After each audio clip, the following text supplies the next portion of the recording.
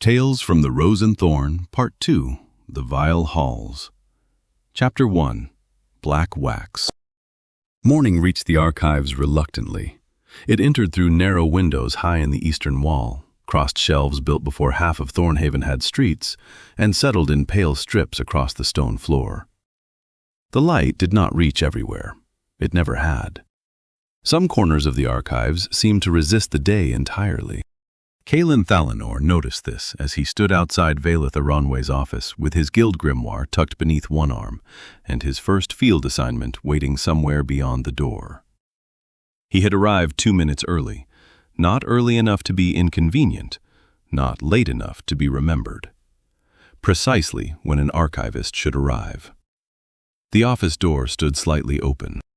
Caelan lifted one hand to knock. "Come in," Valeth said. His knuckles had not yet touched the wood. Caelan lowered his hand, then entered. Valeth's office was smaller than he had expected, not cramped. Nothing belonging to Valeth could truly be called cluttered, but every surface had been cleaned.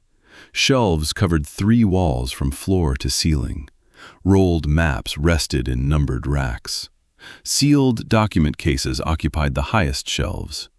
A narrow cabinet of dark wood stood behind her desk with 3 separate locks fitted into its door. The 4th wall held a single window. Beyond it, Thornhaven was beginning another ordinary morning. Inside the office, nothing appeared ordinary at all.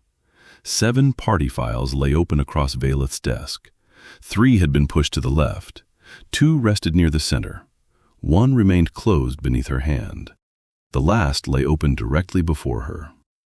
4 names had been written across its first page. Aulus, Jake, Solian, Vuanil, the Shield Breakers. Beside the file rested a thin shard of red crystal mounted inside a brass relay cradle. The crystal emitted one weak pulse, then went dark. At the far edge of the desk sat a long case wrapped in black cloth. Caelan did not recognize the case. He did recognize the locks. Restricted archive work, old enough that even its container required permission, serious enough that Valeth had forgotten to put it away. That concerned him more than the black cloth. Valeth continued reading. Her silver-brown hair had been tied behind her pointed ears, though several loose strands suggested the knot had been made many hours ago. A cup of tea rested near her right hand, untouched, cold. Caelan waited. Valeth turned one page, then another. "You are early." "By 2 minutes," Caelan replied. "Then I suppose the fault is mine for noticing." She wrote something in the margin of the Shieldbreaker's file. Caelan remained near the door. "Sit down," Valeth said. "Am I interrupting?" Caelan asked. "Yes." Caelan waited. Valeth looked up. "Sit down anyway." There was 1 chair before the desk. 3 of the rejected party files had been placed upon it. Caelan lifted them carefully, kept their seals turned away from himself, and set them on the corner of a nearby table. Valeth watched him do it. Something in her expression suggested that had been a test. If so, she did not say whether he had passed. Caelan sat. For a few moments, the only sound came from the greater archives beyond the office. Quills scratching, pages turning, a cart rolling quietly between shelves. Farther away, muted by layers of stone, the Heroes Guild had begun waking in earnest. Training bells, boots on stairs, someone shouting that a practice sword was not supposed to bend that way. None of it entered Valeth's office clearly, only enough to remind them that the rest of the guild still existed. Caelan looked again at the open file. "The Shield Breakers." "You know them?" Valeth asked. "By reputation." "Whose?" "Depends which member." A sensible answer. Her eyes returned to the file. "They entered the Veiled Chambers yesterday under Royal Guard escort. Their first return window passed during the night. Their second passed shortly before dawn." Valeth said. Delayed teleport? Kaelin asked. Possible. Damaged drone? Also possible. Then you do not believe either. Valif placed 2 fingers against the brass relay cradle. The red crystal remained dark. The Eastern Outpost received 1 response after the first return window expired. No stable teleport, no suit identification, no voice. Only a fractured relay pulse lasting less than 3 seconds. And after that? Kaelin asked. Nothing. Kaelin looked at the 4 names again. Alice, Jake, Solian, Vueniel. He knew Solian had visited the archives recently. Valith had mentioned it once, with the particular irritation she reserved for adventurers discovering the value of reading several decades late. Now his file lay open beneath a silent red crystal. Has a rescue party been sent? Kaelin asked. That is what I am attempting to select. Valith replied. Kaelin glanced at the files spread across her desk. And what does that have to do with me? You are here. Valith replied. I had noticed. You can read. Usually considered helpful in an archivist. And you have not been in the guild long enough to mistake rank for judgment. She turned the nearest rejected file toward him. Its seal belonged to an apprentice-ranked party. 4 names, numerous commendations. A record of completed red dungeons long enough to fill the first page and continue on to the second. Kaelin read only what had been placed before him, not the personal notes, not the sealed disciplinary insert, only the official summary. They appear qualified. They are loud. Valith replied. Their armor? Their existence. She took the file back. They returned from their last expedition by entering the Rose and Thorn through a window. Valith said. Was the door inaccessible? Kaelin asked. No. Kaelin looked at the file again. Then why? There were no witnesses near the door. Valith replied. She pushed it onto the rejected stack. The second file belonged to an assault company. Kaelin read the first several lines. Heavy weapons, siege equipment, exceptional combat record, minimal extraction experience. He closed it himself. They would enter expecting a fight. Most adventurers do. Valith replied. And if there is not one? They will usually find one. That file joined the first. The third belonged to a mixed party of 2 apprentices and 2 novices. Capable, recent. 3 successful delves, no failed site experience. Kaelin read the ages of its members, then the number of completed quests, then closed the file. 2 new. Yes. Valith replied. Then send a party of heroes. Valith's expression did not change. No. No? Kaelin asked. A hero draws witnesses. She closed another file. Witnesses draw questions. Questions draw panic.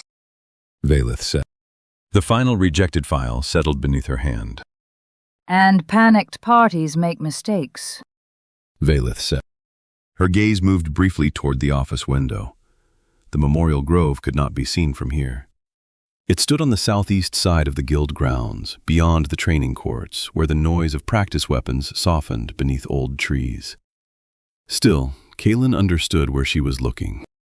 Mistakes become names in the Memorial Grove. Valith said. The words remained between them. Not dramatic. Valith did not speak dramatically. She spoke as someone who had copied too many names into too many permanent records to waste breath decorating the truth.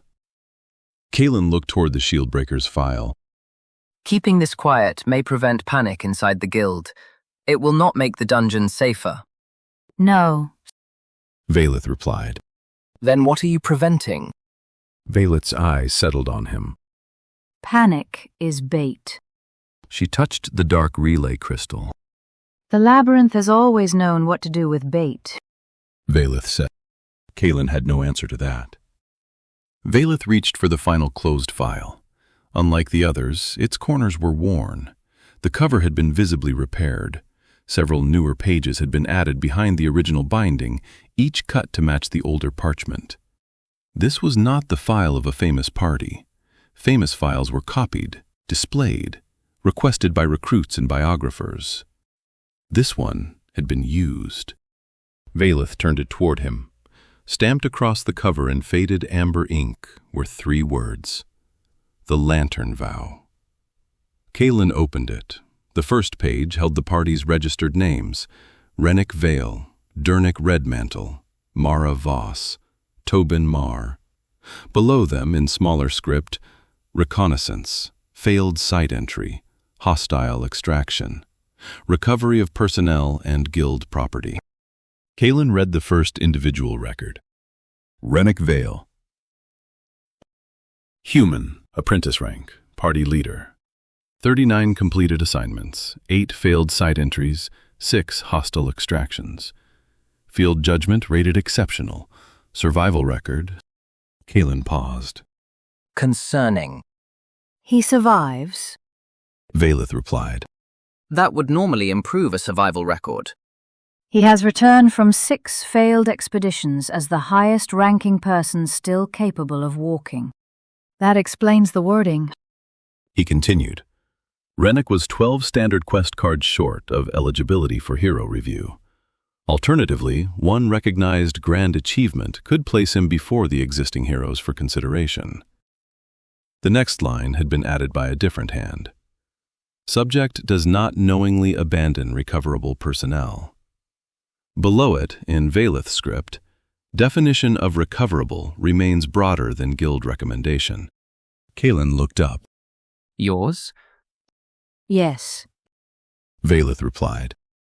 Is it criticism? It is information. That was not my question. It is the answer you are receiving. Kaelin moved to the second record. Dernick Redmantle. Dwarf. Apprentice rank. Defender. Licensed combat healer. Primary equipment included a warhammer, shield, hand axe, and a red gem healing staff registered through the guild artificers. The file included 2 formal reprimands. Both concerned refusal of extraction orders. Both had resulted in the successful recovery of missing adventurers. He was reprimanded for saving them? Kaelin asked. He was reprimanded for disobeying the order to leave them, Valeth replied. But he did save them. which made the disciplinary review unusually unpleasant for everyone involved. A short note had been attached beneath the second reprimand. Further action suspended, following formal objections from all recovered personnel. Kaelin almost smiled. Almost. He turned the page. Mara Voss. Human. Apprentice rank. Reconnaissance. Mechanical hazards. Hostile architecture. Primary equipment. Compact crossbow, paired daggers, climbing hooks, probe line. Exceptional spatial memory. Above standard trap recognition. Poor written report discipline. Kaelin read the next sentence aloud. Frequently omits observations she considers self-evident. Her reports are infuriating. Valeth replied. But accurate? Once someone makes her explain the missing half. Then why retain her? Because she notices the half everyone else fails to see. The final record began farther down the page. Kaelin saw the rank first, then stopped. Tobin Marr. Human. Chicken chaser. Licensed porter of record. 38 registered dungeon entries. 11 failed site recoveries. 4 hostile extractions. No qualifying kill total. No independently claimed minor, great, or grand achievement. Kaelin read it again. The numbers did not change. You are considering sending a chicken chaser into a failed red dungeon. I am considering sending Tobin Marr. Valeth replied. His rank? is an administrative insult. The answer came more sharply than anything else she had said. Valeth reached across the desk and turned the page. There were recommendation letters, 7 from party leaders, 3 from families whose dead he had returned, 1 from a sitting hero. Kaelin read the first line of the hero's recommendation. If rank measured the person who carried me home, Mar would have outranked me before we met. He did not read further. Tobin spent most of his early service as a contracted porter. His kills were credited to the people holding the weapons. His discoveries were entered beneath the names of the parties that hired him. Quest cards were claimed by captains who remembered his pack more often than the person carrying it. Valeth said. And he allowed that? Kaelin asked. At first, he did not know enough to object. Later, he stopped caring. Why? Because rank did not make the pack lighter. Kaelin looked down at Tobin's equipment list. Reinforced pack frame, separated supply cases, anchor line, collapsible drag harness, forearm buckler, utility knife, retrieval staff. Ledger of return. A ledger of return? Recovered weapons, guild markers, personal effects, last known positions, names for the grove when bodies cannot be brought home. Valeth replied. Kaelin read the final note. It was written in Valeth's hand. Rank is not an accurate representation of field experience. He closed Tobin's record carefully. A field leader who will not abandon anyone, a healer who refuses to leave the wounded, a scout who notices what others miss, and a porter experienced in carrying people out. Yes. Valeth replied. They sound less like a reconnaissance party than a collection of people incapable of leaving well enough alone. Those descriptions are not mutually exclusive. You believe they are the right team? I believe they are the team most likely to understand when the mission changes. From rescue to recovery? Kaelin asked. Valeth's gaze shifted to the Shieldbreaker's file. Or from recovery to survival. The relay crystal pulsed. Once. Both archivists looked toward it. The red light struggled inside the shard like something trying to remember the shape of a flame. Then it vanished. Kaelin waited. No second pulse came. The Eastern Relay has done that 3 times since dawn. Valeth said. At regular intervals? Kaelin asked. No. Responding to anything? Not that we have discovered. Could it be damaged? Yes. Valeth replied. Could something be attempting to activate it? Yes. Could something be learning how? Valeth looked at him, not surprised, not approving, simply weighing the question. Yes. The office seemed darker afterward. Outside, someone in the guild hall laughed. The sound reached the archives faintly. Ordinary. Unaware. Valeth pulled a blank order sheet from the right side of her desk. She wrote quickly. No wasted strokes, no hesitation. You ask for my opinion. Kaelin said. I did. Valeth replied. I have not given it. You closed every file except theirs. Kaelin looked at the Lantern Vow's record beneath his hands. Then send them. Valeth finished writing. She sanded the ink, folded the order, then opened a narrow drawer built into the side of her desk. Inside lay sticks of sealing wax arranged by color, blue for routine archive requests, green for field reports, red for immediate guild orders, white for death notices, black for failed site summons. Valeth selected the black. She held it over the candle beside her desk. Wax softened, darkened, fell across the fold in a slow circle.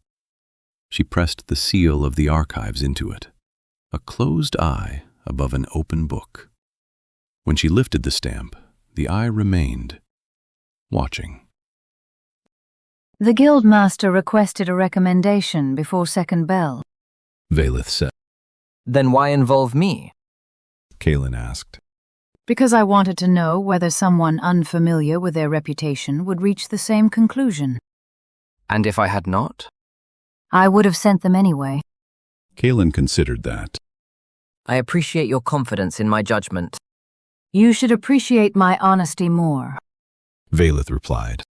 She placed the sealed order beside the cold tea. The matter, apparently, had been decided. Kaelin rose. He collected his guild grimoire from the edge of the chair and tucked it beneath his arm. Valeth had already reopened the shield breaker's file. Her attention returned to the reports. The fractured relay, the black-wrapped case, the patterns the guild had failed to recognize because each had been filed under a different name. Kaelin reached the office door, stopped, looked down at the empty hand that was supposed to be carrying his first field assignment, then looked back. Archivist? Yes? Valeth asked. I was told to report here this morning. You did. For my first field assignment. Valeth's quill stopped. For the first time since Kaelin entered the office, genuine surprise crossed her face. It did not remain long. Her eyes moved to the files covering her desk, then to the side drawer, then beneath the shield breaker's report. So you were. She lifted 3 pages, nothing. Moved an unopened map case, nothing.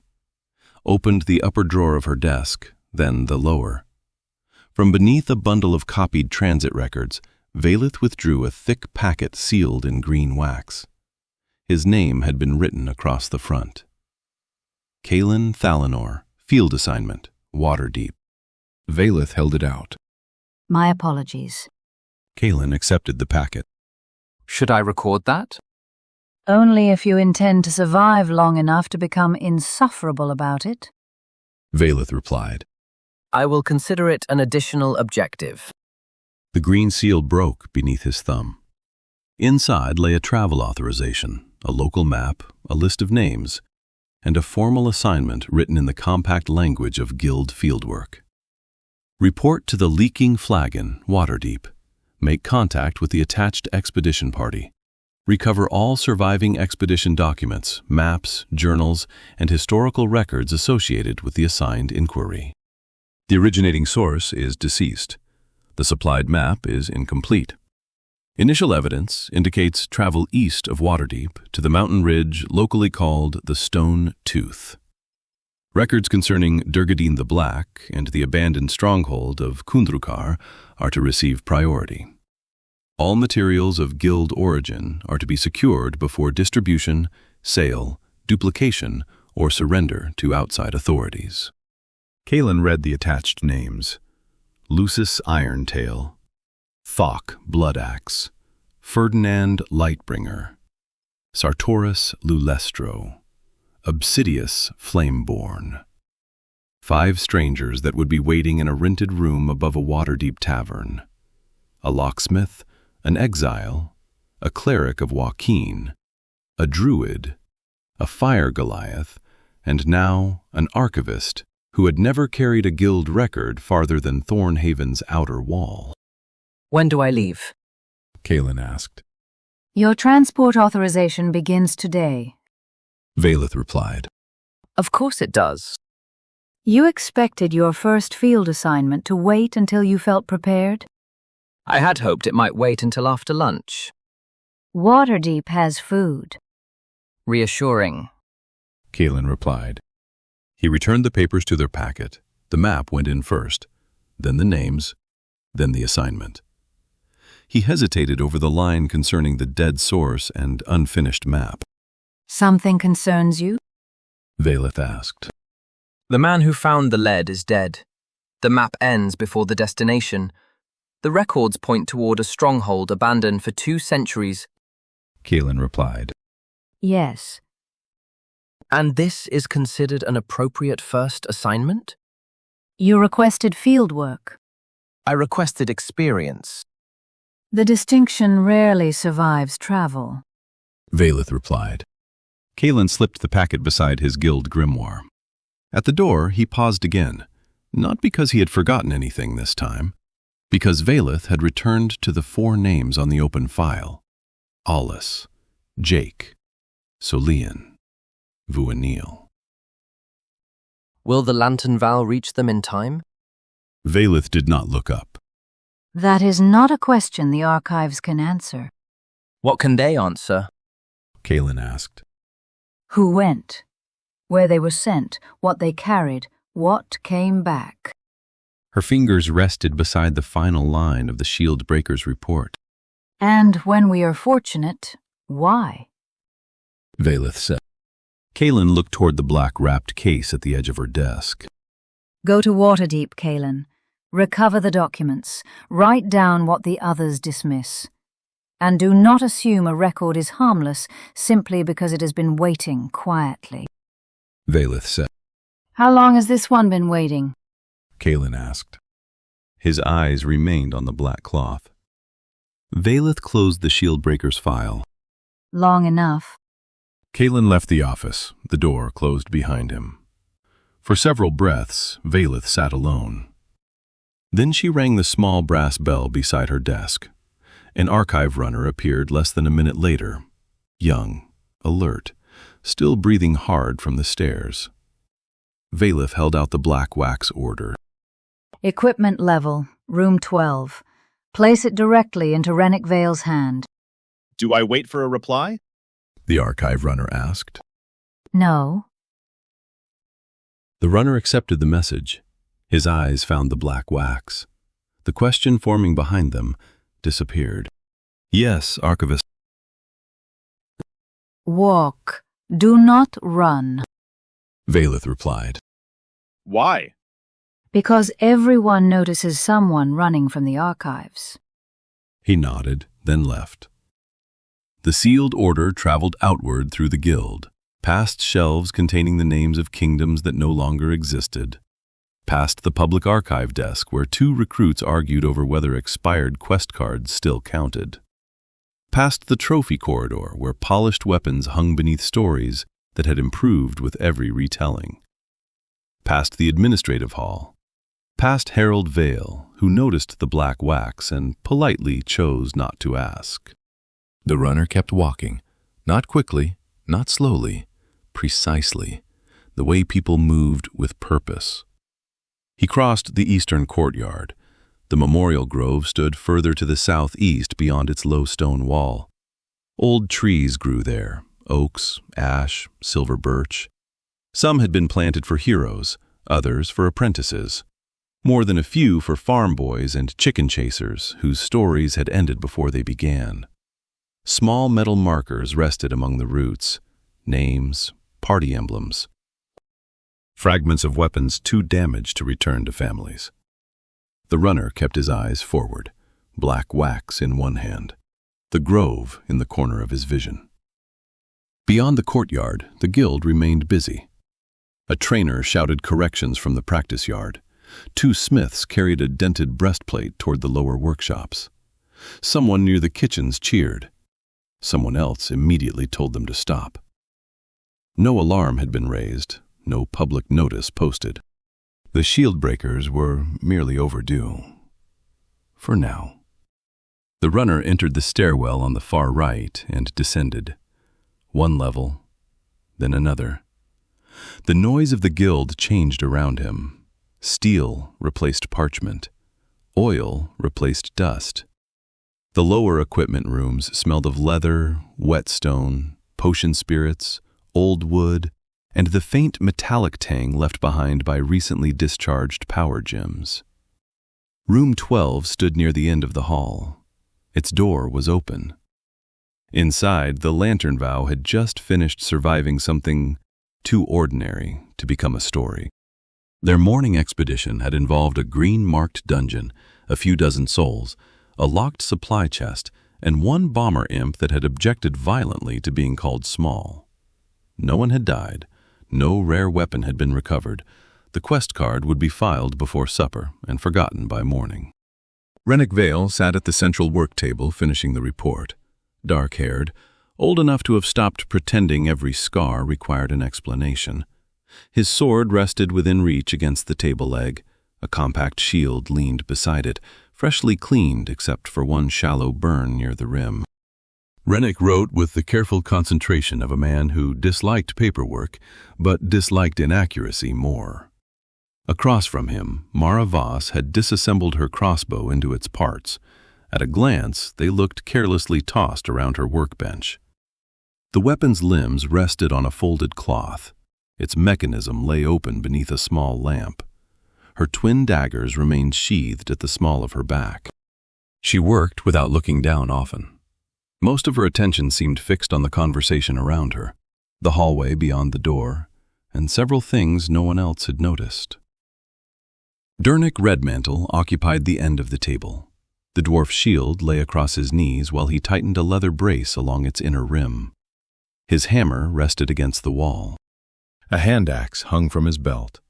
Beside him stood his healing staff. Pale dungeon wood twisted upward from the shaft and divided into two curved branches near the top. Centered between them rested a red gem held by no visible clasp. The gem pulsed softly. Each time it did, a faint red healing sigil appeared over Rennick's exosuit. Rennick ignored it. Dernick did not. Hold still. I am writing. Rennick replied. You are bleeding on the report. Rennick looked at the shallow cut across his knuckles. That feels dramatic. The staff gem pulsed again. The healing sigil returned. The staff disagrees, Dernick said. The staff has always been dramatic. Mara replied. The staff has some common sense. Then it learned none of it from you. At the far wall, Tobin Marr stood over an open pack frame. Broad through the shoulders, plain brown hair cut short enough to stay out of his eyes. No legendary weapon, no enchanted armor. No visible reading, all anyone reading only his rank, would place him in a room with 3 experienced apprentices. His guild marker still bore the novice emblem. The pack frame before him had more history than the marker. Its wood had been repaired with metal bands. Every strap had been replaced at least once. Small compartments lined both sides, each marked by touch as well as ink, so they could be identified in darkness. Tobin counted the contents aloud. 4 health potions. Dernick looked over. 5. 4. Tobin replied. I packed 5. You used one on Rennick. The imp had a bomb. Rennick replied. Most bomber imps do. Mara replied. It seemed worth clarifying in the report. Rennick replied. 4 health potions, 1 haste, 2 coils of line, 6 pitons, 8 crossbow bolts. Tobin replied. 9. Mara replied. Tobin held up a broken bolt. 8. Mara considered it. That one may still be useful. As kindling. Tobin replied. Useful. Tobin placed it in a separate repair pouch. 1 damaged bolt with aspirations. Rennick continued riding. How many cluster bombs? Tobin looked inside the lowest compartment, then toward Rennick. 2. We left with 3. Rennick replied. The imp had a bomb. Mara replied.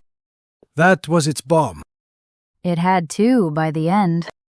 Dernick stopped tightening the shield brace. You gave a bomber imp one of our cluster bombs? Gave is generous. Mara replied. It took it from her. Tobin replied. Temporarily. And then? Rennick asked. It became a smaller problem spread across a larger area. Rennick closed his eyes, only for a moment, then wrote another line in the report. I'm recording that as an equipment loss during hostile contact. Accurate. Mara replied. Expensive. Tobin replied. Funny. Dernick replied. Tobin looked at him. Afterward, Dernick said. The archive runner stopped in the doorway. No one inside noticed him immediately, or appeared to. Mara continued cleaning the crossbow mechanism. Tobin continued sorting supplies. Dernick returned to his shield. Rennick finished the sentence before him. Then Mara spoke. You have been standing there for 6 breaths. The runner straightened. Message for Rennick Vale. Rennick looked up. From whom? The runner stepped into the room. The sealed order became visible beneath the lamp. Black wax. The room changed. Not dramatically. No one reached for a weapon. No one asked whether it was serious. They knew. Dernick's hands stopped against the shield brace. Mara set down the crossbow spring. Rennick rose. Tobin looked at the seal once, then turned back to the pack frame. He removed the small bottle tucked inside the upper compartment. Cheap amber liquor, unopened, saved for the evening. He placed it on the shelf. In its place, Tobin packed a second coil of extraction line, then a folded drag harness, then 2 empty recovery wraps. The runner crossed the room and placed the message directly into Rennick's hand. Archivist Aranwe said no reply was required. Did she say anything else? Rennick asked. No. The runner hesitated. She told me not to run. Mara glanced toward the open hallway. Good advice. The runner left. His footsteps faded along the equipment corridor. Rennick remained standing beside the table. The black seal rested beneath his thumb, a closed eye above an open book. Failed sight, Dernick said. It was not a question, Or expected to become one. Rennick said. The archives do not use black wax for expectations. Mara replied. They do when they want people packed before the truth arrives. Tobin replied. Tobin tightened the first strap on the pack frame, then the second. Rennick examined the outside of the order. No party name, no destination, no visible classification beyond the wax. Dernick stood and lifted the healing staff. The red gem between its twisted branches pulsed once toward Rennick's injured hand. Dernick ignored it this time. Mara began reassembling her crossbow. Faster now, not hurried, practiced. Tobin placed the ledger of return inside a waterproof case, then secured it near the top of the pack where it could be reached without unpacking anything else. Rennick slid one thumb beneath the wax. The seal broke. The sound was very subtle. Still, everyone heard it. He unfolded the order. The first line identified the eastern outpost. The second named the Veiled Chambers. The third stated that a registered adventuring party had entered and failed to return within 2 authorized windows. The relay status was uncertain. Outpost conditions remained unverified. The assignment was limited to 4 objectives. Determine the status of the eastern outpost. Locate the missing party. Recover all living personnel. Return all guild records, markers, and remains that could be safely retrieved. Rennick read the final instruction twice. Discretion mandatory. No public alarm. Report directly to Archivist Aranwe or the Guildmaster. Below it were the names of the missing. Owlis, Jake, Soliun, Vuanil. The shield breakers. Dernick moved closer. How late? 2 windows. Rennick replied. Any relay contact? Mara asked. Fractured pulse. No identification. Tobin closed the last buckle on the pack frame. Expected opposition? Unknown. Rennick replied. That usually means yes. Mara replied. Unknown means unknown. Dernick replied. Only on forms. Rennick read the order again, not because he had missed anything, because sometimes the most important part of an assignment was the line that had not been written. No mention of a normal delay, no authorization to wait, no instruction to send word ahead. Black wax, the archives, 2 missed windows. Rennick folded the order. Mara, full reconnaissance kit. Already packing it. Mara replied. Dernick, double the staff gems. We only have 3 charged. Dernick replied. 4. Tobin replied. Dernick looked toward him. Tobin opened a narrow side compartment. A 4th power gem rested inside, wrapped in cloth. You said that one cracked. I said the housing cracked. Tobin replied. And you repaired it? Last week. Why did you not tell me? You did not ask how I spent last week. Mara locked the crossbow limbs into place. He spent most of it repairing things we had not admitted breaking. Rennick handed the black wax order to Tobin. Add it to the ledger. Tobin read the missing names before storing the message. His expression did not change, but he handled the paper more carefully afterward. Recovery wraps? Silence followed. Not long, only enough for the word to be understood. Dernick's grip tightened around the healing staff. Rescue. Tobin looked toward Rennick, so did Mara. Rennick considered the two missed windows, the broken relay, the black wax. 4 names beneath the seal of the archives. Then he looked at his party. We pack for recovery. Dernick's jaw hardened. Rennick continued before he could object. We go for rescue. The tension in Dernick's shoulders eased. Slightly. Mara adjusted the daggers sheathed on her back. Eastern outpost is nearly empty, according to the gossip around the tavern late last night. Then we assume no merchant support. Rennick replied. No resupply. Tobin replied. No one maintaining the pads. Dernick replied. And no reliable witness waiting when we arrive. Mara replied. Rennick picked up his sword. 20 minutes. 15. Tobin replied. Why 15? Tobin lifted the pack frame onto his shoulders. The weight settled against him with the familiarity of an old responsibility. Because the first 5 are already gone. No one argued. Dernick took up his shield. Mara checked both daggers. Rennick extinguished the lamp above the report table. Only one light remained in the room. A small brass lantern hanging beside the door. Its flame burned behind clear glass. Steady, warm, ordinary. Rennick reached for it. Tobin spoke before he could lift it from the hook. No one is lost until the lantern goes out. Dernick placed one hand over the center of his shield. Mara grabbed her crossbow and tossed a bundle of extra bolts to Tobin. Rennick removed the lantern from the wall. Then we keep it burning. The Lantern Vow left room 12. Behind them, the unfinished report remained on the table.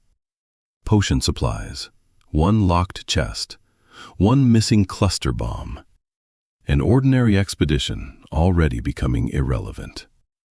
Ahead waited the eastern outpost, the veiled chambers, 4 missing adventurers, and a dungeon that had begun learning how to answer when no one called its name. Chapter 2. The 5th name. The Lantern Vow did not leave Thornhaven by the eastern gate. The eastern gate had witnesses. Merchants waiting for morning traffic, stable hands who knew every guild horse by name, recruits with nothing better to do than count the weapons carried by parties more important than themselves. 4 adventurers leaving beneath a black wax order would become tavern conversation before they reached Mirror Lake. So Rennick Vale led his party through the lower halls instead. No banners marked their departure. No clerk announced their assignment. No one wished them luck. Only the brass lantern in Rennick's hand distinguished them from another work detail beginning too early. Its flame remained steady behind clear glass, warm, ordinary. The lower halls carried a different rhythm from the guild above. Fewer voices, more iron. Doors reinforced for equipment rather than privacy. Mara walked first whenever the corridor narrowed, crossbow secured across her back, and one hand resting near the paired daggers at her waist. Dernick followed behind Rennick. His shield rode across one shoulder. The healing staff remained in his right hand, its red gem pulsing softly between the curved branches of dungeon wood. Tobin came last. The reinforced pack frame rose behind his shoulders like a second, less cooperative body. Every compartment had been secured, every strap tightened, every item counted twice. The Lantern Vow had nearly reached the service yard when Harold Vale stepped away from the registrar's desk. He did not call loudly. Harold rarely needed to. Rennick. Rennick stopped. Mara continued 3 steps before noticing. Dernick noticed immediately and pretended not to. Tobin adjusted the pack frame against his shoulders. Registrar. Harold Vale looked much as he always did, silver hair, perfect posture, an expression calm enough to make emergencies feel embarrassed for happening near him. The ledger on his desk remained open to the morning departures. 4 blank lines waited beneath the last completed entry. A word before you leave, Harold said. His eyes moved briefly toward the others. privately. Harold said. Rennick handed the brass lantern to Tobin. Service yard. Check the horses. Already checked. Tobin replied. Check whether they remain checked. Thorough. Nervous. Mara replied. Sensible. Dernick replied. The 3 continued toward the yard. Harold waited until the door closed behind them. Then he looked at the folded order inside Rennick's hand.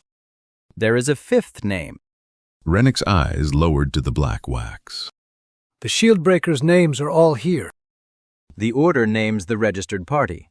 It does not name the royal guard who accompanied them. Harold replied. Rennick looked up. For the first time since breaking the seal, the failed site order seemed incomplete. A royal guard went to the eastern outpost. He went farther than that. Sawyer entered the veiled chambers with them.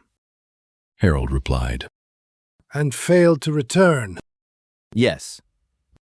Royal guards were not commonly attached to novice parties. They were summoned when heroes needed reminding that rank was not law. They entered taverns when arguments had outgrown the furniture. They removed celebrated adventurers from situations ordinary guards were not expected to survive. Heroes told stories about royal guards, usually after losing an argument with one. They were not supposed to become names omitted from rescue orders. Why was I not told? Rennick asked. You are being told now. Harold replied. That was not my question. Harold's expression changed slightly, not enough to become irritated, only enough to acknowledge it. The archives chose the party most likely to enter quietly. The guild does not need every hero in Thornhaven learning that something beneath eternity swallowed a royal guard. Some would go out of duty. More would go because they considered it a challenge. Panic is bait, Rennick replied. So is pride. Rennick looked toward the closed service door. His party waited beyond it. 4 adventurers had become 5 missing people.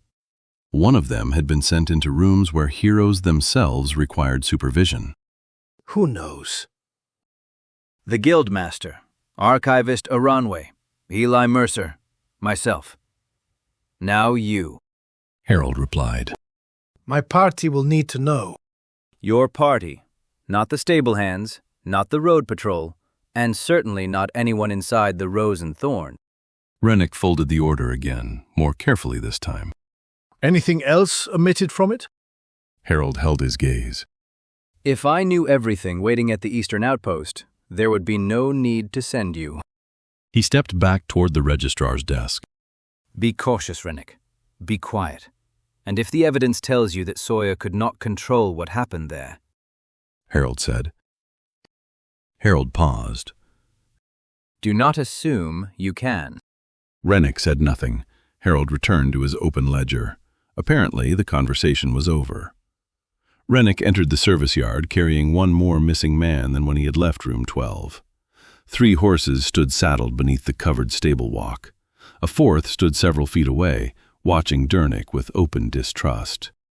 The proper staff bracket is missing, The horse does not consider that its fault. Mara replied. It moved while I was fastening the strap. It may have mistaken the hammer for a negotiation tactic. Tobin replied. Dernick looked at the warhammer hanging from his belt. It was not involved. The horse shifted farther away. The horse disagrees. Mara said. Rennick crossed the yard. Whatever amusement might normally have survived the exchange did not reach him. Mara saw that first. She usually did. What did Harold add? Rennick took the lantern from Tobin. A fifth missing person. Dernick stopped working at the saddle strap. Tobin's eyes moved once toward the closed service door. Who? Mara asked. Royal Guard named Sawyer. Rennick replied. He entered the veiled chambers with the shield breakers. Silence settled beneath the stable roof. The uncooperative horse pulled once at its reins. No one corrected it. A royal guard went in with them. Dernick said. Yes. Rennick replied. And the archives sent us after him. They sent us after everyone. That was not what he meant. Mara replied. Rennick knew. Royal guards settled problems. They did not ordinarily become part of them. Do I add him to the ledger now? Tobin asked. Not in the yard. Once we are beyond the city. Rennick replied. Tobin nodded. No objection, no question. He simply stored the name where he kept everything that would need recording later. Sawyer, Royal Guard, fifth missing. Rennick mounted. The others followed. Dernick's horse allowed him into the saddle with the patience of an animal postponing revenge. The small brass lantern was clipped beside Rennick's left knee. Its flame remained steady as the service gate opened. Behind them, Thornhaven was beginning an ordinary morning. Ahead, an outpost had already missed one. The road northeast followed Mirror Lake before turning inland. For the first mile, Thornhaven remained visible behind them.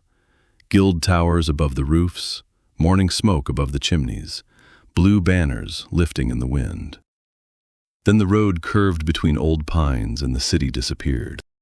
Tobin opened the Ledger of Return against the front of his saddle.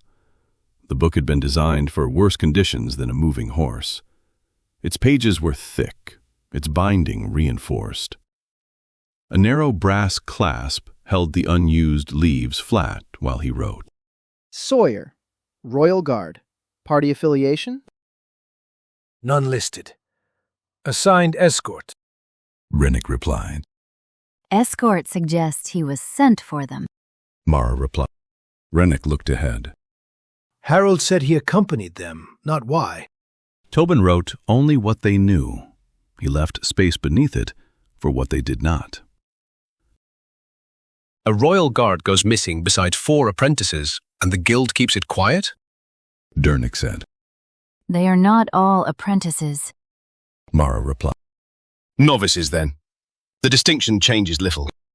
It often changes the person being corrected. Tobin replied. Dernick looked toward Tobin's chicken chaser marker, then at the pack frame containing enough failed sight equipment for a small expedition. Fair?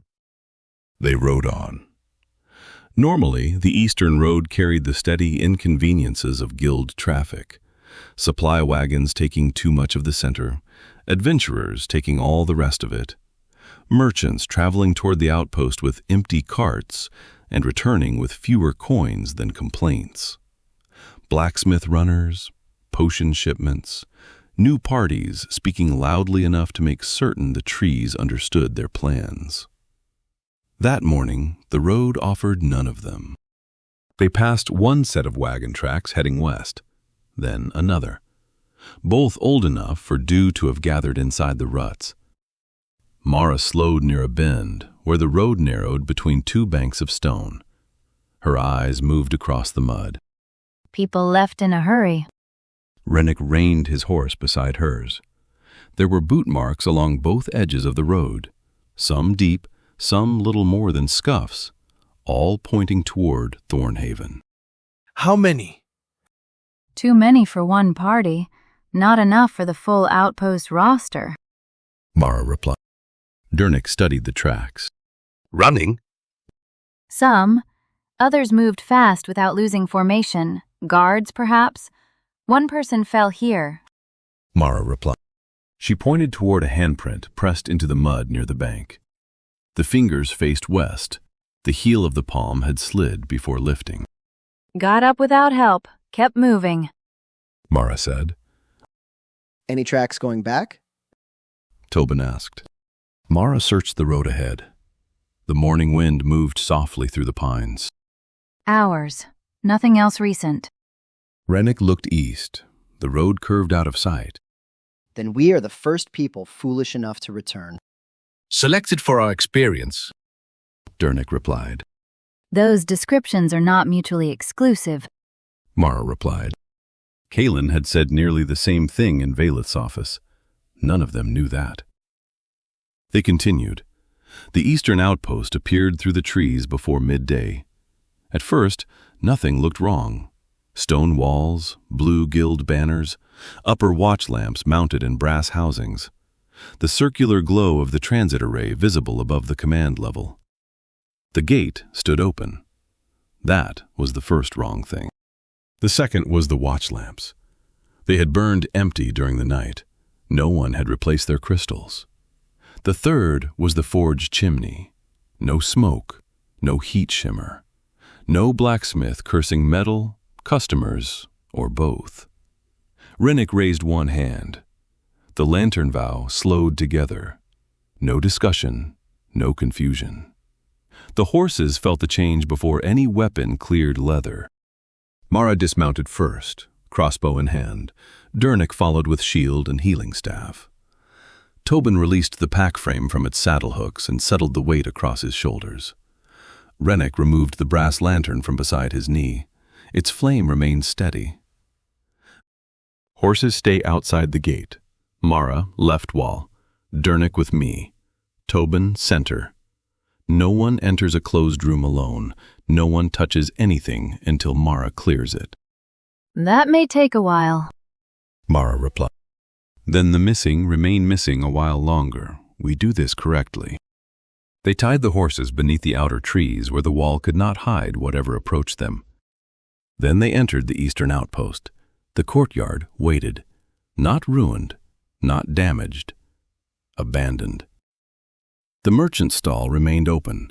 Armor hung from display hooks. Coins sat inside a shallow tray where anyone could have taken them. A delivery crate rested half unpacked beside the supply shed. Bandages filled the upper half. Health potions glimmered beneath them. Nothing had been stolen. Nothing had been secured.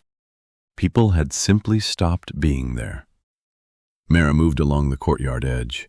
She checked doorways before rooms, ceilings before floors, corners before objects. The crossbow followed her eyes. Dernick stayed beside Rennick. His shield covered the open courtyard while the red gem of his staff pulsed toward injuries that were no longer present. Tobin looked everywhere else, not for danger, for absence. An open personal locker, a work coat hanging beside it. 3 mugs near the well, 2 empty, 1 half full.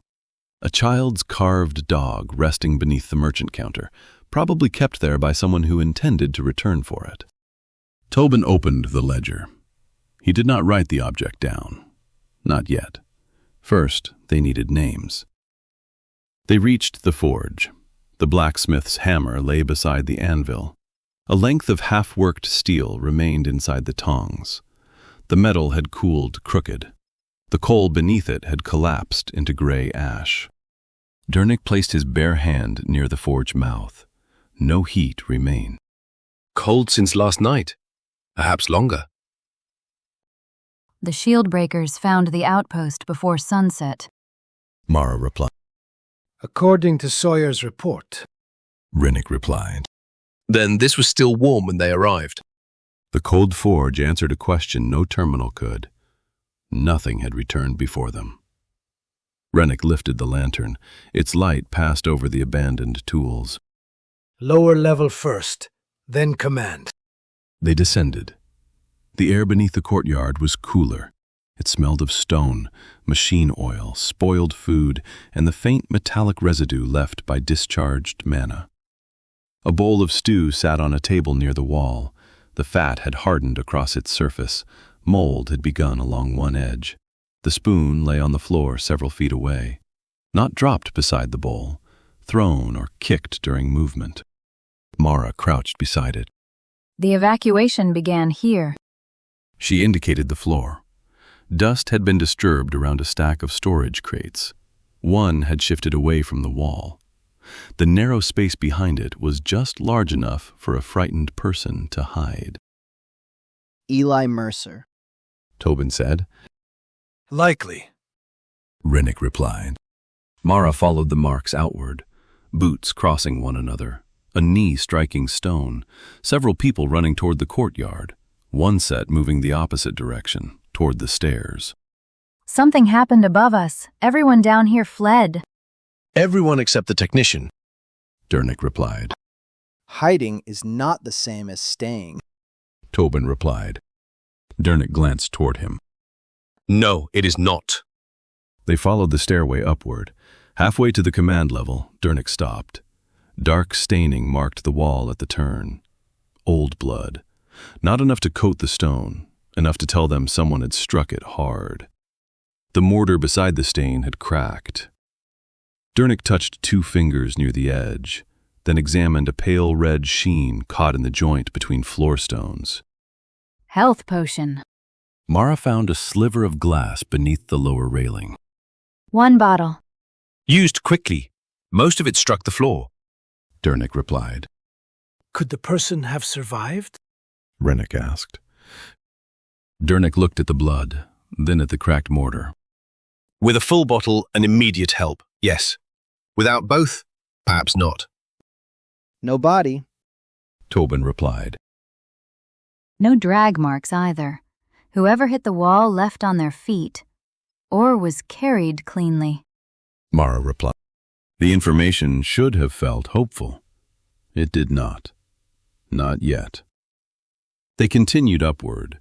The command level opened around a circular teleport chamber built from stone, brass, and blue light. 4 transit platforms occupied the center. Their outer rings were carved like old ritual circles. Inside those carvings, thin lines of Laganan crystal pulsed with restrained mana. Old-world craft surrounding machinery no smith in Thornhaven could truly explain. The map table stood beyond them. A red hologram hovered above its brass rim. Dungeon routes turned slowly in the air. Survey marks, hazard predictions, reward estimates. The veiled chambers remained selected. Everything was still functioning. That made the abandoned room worse. Mara cleared the chamber before anyone approached the terminals. No creatures behind the workstations, no active traps beneath the platforms. No one waiting inside the side offices. Only the remains of sudden violence. A chair lay broken beside the far wall. One brass rail had been bent inward.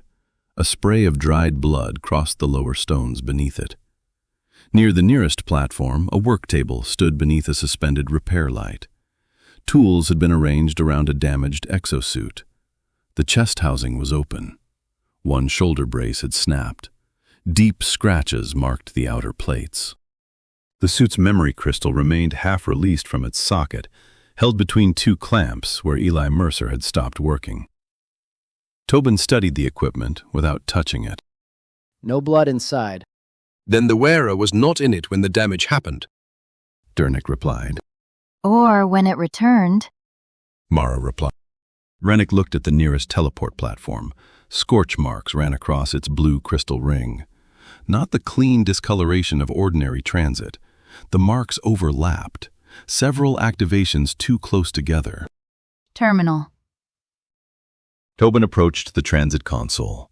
It had been built into a lectern of dark wood reinforced with brass. No parchment waited upon it. No ink recorded the dead. Instead, a clear crystal pane rested beneath his hands. Blue symbols moved below its surface when he touched the activation mark. The air above the console shimmered. A second hologram formed. Not a map. A transit record. Rows of pale figures appeared within rotating rings. Each figure represented an exosuit signature. Green for stable, blue for equipment, white for living transit without a registered suit, red for errors the system had failed to classify. There was a great deal of red. The last completed Expedition was registered to the freelancers. 4 outbound signatures, 1 recovery drone, red dungeon designation, veiled chambers. Tobin said. Return? Mara asked. Tobin moved 2 fingers across the pane. The hologram advanced. 4 blue rings descended toward the platforms. Only 3 contained green figures. The 4th held the angular outline of a drone. 3 adventurers returned with the objective. The drone registered complete. The party did not. Missing member? Rennick asked. The 4th name flickered beneath the projection. Justin. No stable identification followed it. 31 seconds passed inside the record. Then a blue equipment signature appeared above the nearest pad. A bow, a sword, an exosuit. No living transit. The damaged suit on the work table answered before anyone spoke. His equipment came back without him, Dernick said. Yes. Tobin replied. The record advanced again. This time, a white human outline appeared. No suit identity, no equipment link, no return sequence recognized by the drone network. The figure stood inside a ring of red glyphs. Mara looked from the projection to the empty platform. Then he returned without it. The blue glyphs multiplied into red ones. Transit warnings layered across one another. Biological signature incomplete. Monosaturation beyond calibrated range. Delayed origin handshake. Route identity unresolved. Tobin read the final warning twice. Inbound point not recognized. The veiled chambers? Rennick asked. The terminal cannot confirm that. Dernick stared at the white figure. It remained motionless within the projection. Did the system recognize him as alive? Tobin enlarged the diagnostic ring. The answer did not improve. It recognized something living. The white figure vanished. The terminal advanced to an emergency activation less than 4 minutes later. 4 biological signatures stood across the pads. None carried an active exosuit identification. No authorized dungeon selection had been entered. Still, the destination field displayed the veiled chambers. The freelancers went back in, Mara said. 3 returned normally. Justin followed. 4 left again. Rennick replied. Without their suits, Dernick replied. Without authorization. Tobin replied. and without choosing the route. Mara replied. No one said what that meant. The terminal had sent them where it believed they belonged, or where something else had asked it to. The record continued. Hours passed within the projection. Then 5 registered signatures appeared. Aulis, Jake, Solian, Vuanil. 4 adventurers marked in guild blue. Beside them stood a 5th figure, bordered in gold. Sawyer, Royal Guard. Harold's missing name. This transit had been authorized. The route had been deliberately selected. 5 stable exosuits entered the veiled chambers. None returned. Their first recovery window passed during the night. The terminal attempted an automatic handshake. No reply. Second attempt, 40 minutes later. No reply. Third, Tobin said. The hologram distorted. All 4 platforms gave one weak pulse of blue light. The lantern flame shivered inside its glass, then steadied. Tobin did not move his hands from the console. The record displayed a final broken return. 3 seconds. Less. No suit identity. No stable life reading. No voice. Only a fractured relay connection reaching toward the outpost from somewhere the system could not name. Then, nothing. Rennick looked at the hovering figures. 4 freelancers, 4 shield breakers, 1 Royal Guard. 9. Tobin opened the ledger. we were assigned 4. Warned about 5. Mara replied. and found 9. Dernick replied. No one objected when Tobin began a second page. The freelancers. 4 registered entries, names incomplete pending guild confirmation. 1 identified as Justin, Last known position, veiled chambers. Condition, unknown. He left space for everything else. Can the map still open the route? Rennick asked. Tobin closed the transit record and moved to the circular table. The holographic labyrinth expanded above it, red rooms connected by narrow lines. Threat estimates rotated along the outer ring. The veiled chambers glowed at the center. Available. Incomplete. Still waiting for the same expedition to finish. Yes. Tobin said. Before we go, full supply sweep. We take only what improves the recovery. Rennick replied. And if whoever owns it objects later? Mara asked. They may file the complaint after we bring them home. They returned to the lower supply level. Health potions first, replacement bolts, 1 charged power gem compatible with Dernick's staff, 2 signal crystals. Tobin checked every seal before packing anything. Mara inspected the unattended merchant shelves while Dernick searched the medic station. She found the bottle inside a reinforced carrying cradle near the back. Thick, golden liquid moved behind thick glass. A silver resurrection sigil had been pressed into the stopper. Beneath it rested a requisition marker. Justin. Freelancers. 3 resurrection potions. Approved. That is a strange thing to leave behind. Mara said. Dernick crossed the room. His eyes settled on the bottle, then on the dark stairway leading back toward the teleport chamber. Novice parties often carry more bravado than sense. Experienced parties do too. They simply learn to describe it differently in their reports, Tobin replied. Dernick looked at him. You have been spending too much time with Rennick. His reports are educational. Tobin replied. That is not the word most people use. Mara replied. Rennick took the potion from Mara. Pack it. For them? Dernick asked. For whoever we find first. Tobin opened the most protected compartment on the pack frame. The resurrection potion went inside, wrapped in cloth, secured between 2 wooden braces. Close enough to reach without removing the pack, Tobin closed the compartment. Recorded. The word made the bottle feel heavier. They returned to the command level. Rennick stood before the active route while the others made final checks. Mara loaded the crossbow. Dernick locked the 4th staff gem into its padded carrier. Tobin secured the ledger beneath the waterproof flap at the top of his pack. Rennick examined the black wax order one final time. Determine the status of the eastern outpost. Located. Abandoned after a violent transit event. Locate the missing party. 9 people now waited beyond that line. Recover all living personnel. Return all guild records, markers, and remains that could be safely retrieved. The mission had changed before they reached it.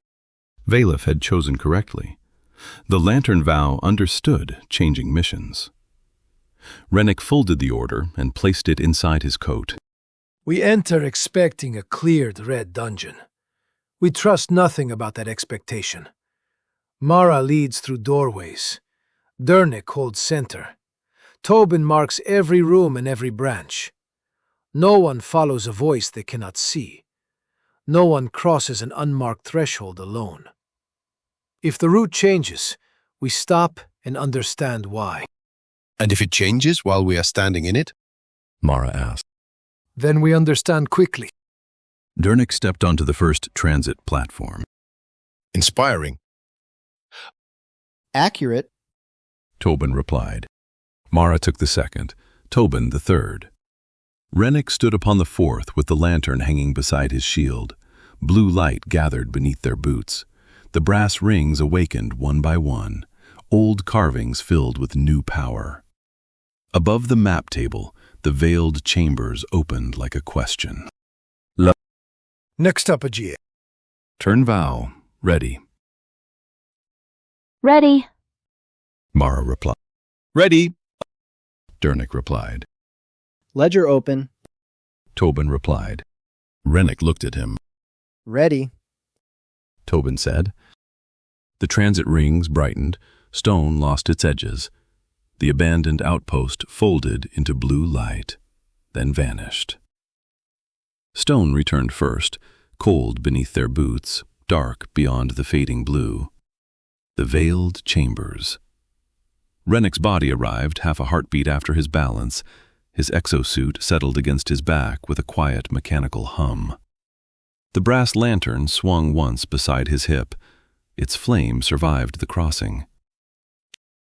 Mara had her crossbow raised before the light finished fading. Dernick's shield covered the room. Tobin turned slowly beneath the pack frame, checking walls, ceiling, and floor in that order. No enemies moved. No portal opened. No door sealed behind them. The first room was empty. Cleared, Mara said. That was expected, Rennick replied. Expected is not the same as correct. She pointed toward the far doorway. It stood open. Red dungeons did not ordinarily begin with open doors. Enemies occupied the first chamber. The room sealed, the party fought. The door opened when they survived. Simple rules, reliable rules. The kind adventurers stopped appreciating until they failed. Rennick drew his sword. Proceed. Mara crossed the threshold first. The second chamber was also empty. Broken skeletons covered part of the floor. Purple light no longer burned inside their bones. An ice zombie lay against the wall with 3 arrows buried close together in its chest. Its frost had melted into a dark stain beneath it. A treasure chest stood open near the rear arch. Nothing remained inside. Tobin removed a small brass marker from his belt. The face carried the number 1. He pressed it into the mortar beside the entrance. First room beyond arrival. 1 exit forward. No branch. Tracks overlap. At least 2 parties crossed after the fight. Mara replied. Dernick examined the ice zombie. How old? Older than the shield breakers. Likely the freelancer's first passage. Mara replied. She moved closer to the doorway. The dust there had preserved more. Several boot patterns, some dragged by exhaustion, others still sharp at the heel. 4 entered, 3 came back through. Later, 4 went forward again. Then 5. Mara said. Can you keep the groups separate? Rennick asked. Until the floor stops cooperating. Then we mark where certainty ends. Tobin replied. Mara glanced at him. That sounds unpleasantly responsible. It is why I carry the book. Tobin replied. They moved deeper. The third room held the remains of poison imps. The fourth contained a pressure puzzle already solved. 3 stone plates remained depressed beneath broken pottery, a shield fragment, and a piece of dungeon masonry dragged from the wall. No one had trusted the mechanism to remain solved on its own. Mara approved. She did not say so. Tobin numbered the chambers. 2, 3, 4. At every junction, he checked the route projection mounted along his forearm. The blue line advanced faithfully through the mapped dungeon. At every junction, he placed a physical marker anyway. Brass instead of light. Weight instead of promise. The 5th chamber contained a spent trap corridor. Darts remained buried in the opposite wall. Several had snapped under boots. One had been pulled free and laid across the floor, pointing back toward the safe route. The 6th contained an overturned crate and coins scattered in a line toward the exit. Not many. Enough that an ordinary party would have stopped. No one had. Dernick crouched and lifted 1 coin between 2 fingers. Freshly disturbed. The shield breakers stepped around them. Mara replied. Novices ignored loose gold. Concerned? Deeply. He returned the coin to the floor. They kept moving. No enemies rose to meet them. That was not comforting. The dungeon had already spent its violence on other people. All that remained was evidence. A smear of dried slime across a doorway. Scorch marks from mage fire. An arrow broken against stone. a cluster bomb fragment embedded in a ceiling beam. One shallow scrape of gold paint along the edge of a narrow arch. Mara touched it. Sawyer. Certain? Rennick asked. Royal Guard shields use this lacquer. Too expensive for anyone sensible. Royal Guards are not required to be sensible, only difficult to kill. Dernick replied. The gold scrape continued through the doorway at shield height. Proof that Harold's fifth name had been here, not a clerical omission, not a frightened technician's mistake. Sawyer had crossed this room. He had raised his shield against something, then continued. Rennick looked at the empty hall beyond. Record. Did. Tobin did. The veiled chamber should have ended soon afterward.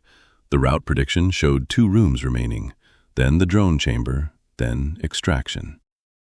Instead, they found 3 rooms, then a 4th.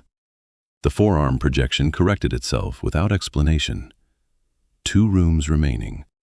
Always 2, no matter how many they crossed. Tobin stopped beneath an archway where the blue line trembled against his skin. The route has recalculated 4 times. New branches? Rennick asked. None displayed. It is adding distance without adding rooms. That is not how distance works. Mara replied. I believe the map is aware. Dernick looked behind them. The brass markers remained visible through the last 2 doorways. Do we turn back? Rennick considered it. Not because he wanted to leave, because leaders who never considered retreat eventually stopped having parties to lead. They had an open route behind them, known markers, no active opposition, 9 missing ahead. 1 resurrection potion in Tobin's pack. We continue to the recorded objective chamber. If the route extends beyond it, we reassess. Rennick said. And if the recorded objective chamber continues moving? Mara asked. Then we stop pretending the map is involved. They proceeded. 1 room, then another. The route prediction finally changed. 1 room remaining. The chamber beyond was larger than the others. Broken bones covered the center. A recovered drone cradle stood empty at the far end. 3 battery sockets surrounded it. All had been opened. All were empty. The objective marker above Tobin's wrist turned green. Route complete. Recovery objective resolved. Return transit unoccurred. The final line pulsed red. Mara entered carefully. She checked both side walls, the ceiling, the broken remains, then the dust near the empty cradle. Tobin set marker 14 beside the doorway. Final mapped chamber. No drone. Dernick replied. It returned to the outpost. Rennick replied. Mara found the casing fragment near the center of the room. Curved metal, dented, torn at one edge. She lifted it with a gloved hand. 3 parallel marks had been dragged across the underside. Not writing, not damage from a fall. Something had opened the drone by force. Battery cover, peeled outward. Mara said. Enemies take the batteries. Dernick replied. They break the drone first. This was opened carefully enough to keep it functional. Someone wanted the objective recovered. Tobin said. The words made the green completion glyph feel less reassuring. Rennick studied the room. The veiled chambers ended here. The map said so. The recovered drone said so. Every ordinary rule of a red dungeon said so. The footprints did not. Mara followed them across the chamber, past the empty cradle, past the final boundary of the holographic route, toward a passage cut into the far wall. Not a dungeon doorway, no blue fog, no sealed gate, no guild marker. Only a dark corridor in stone older than the chamber around it. Mara crouched at its mouth. The material changed beneath her boots. Carved blocks gave way to something darker, larger. worn by time rather than traffic. Rennick looked toward the route projection hovering above Tobin's arm. The blue lines ended at the drone chamber behind them. No corridor extended beyond it. No secondary route. No connecting realm. According to the guild system, the wall before Mara was solid. 4 passed through first. Rennick stepped closer. The freelancers. Mara touched a second impression in the dust. Newer. Deeper. 5 followed. The 5th name settled among them. Sawyer. Dernick raised his shield. Tobin opened the ledger of return. Any returning tracks? Mara studied the floor inside the passage, then the dust around its edges, then the room behind them. None. Rennick removed the brass lantern from his belt. Its flame had remained steady through every room of the veiled chambers. Now it leaned toward the dark, not flickering, not struggling, pointing.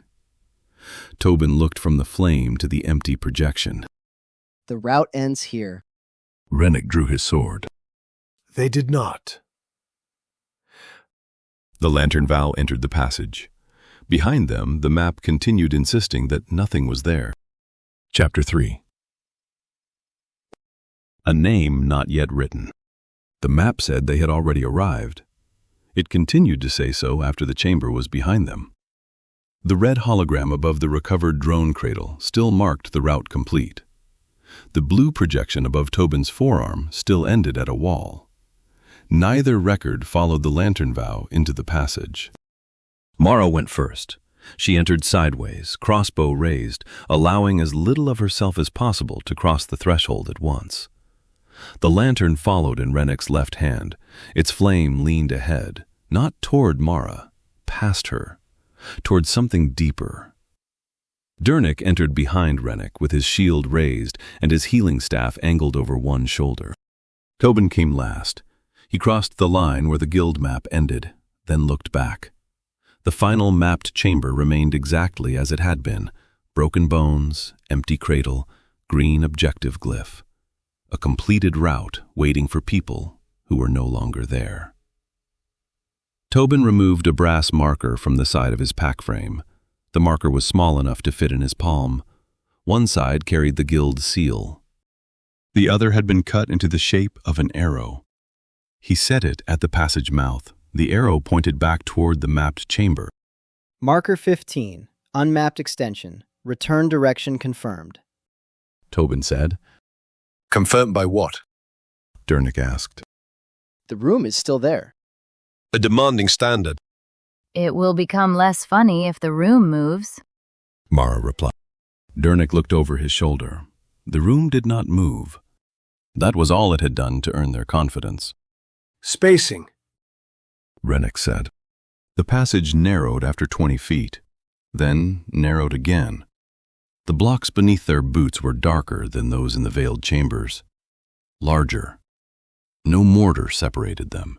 No tool marks showed along their faces. They did not seem fitted together so much as persuaded to become a corridor. The walls rose without decoration. The ceiling remained just beyond the clean reach of the lantern.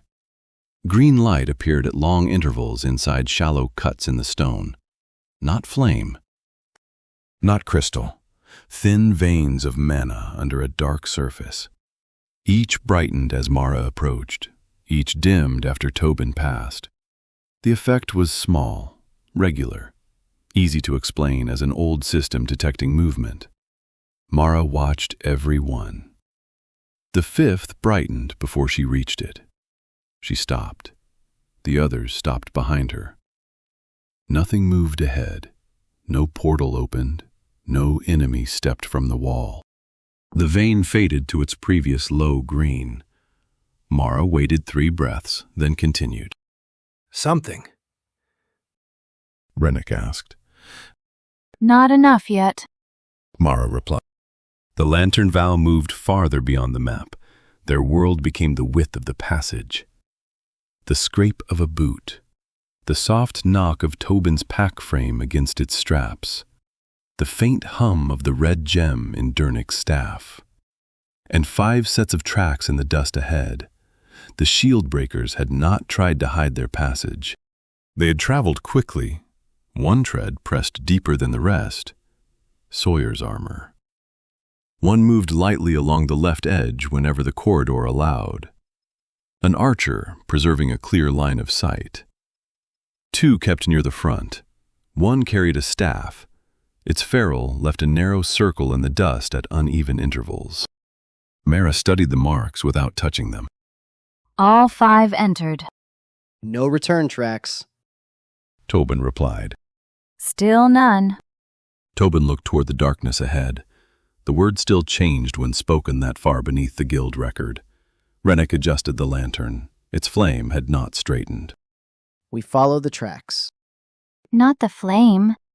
Mara replied. Not the flame. They continued.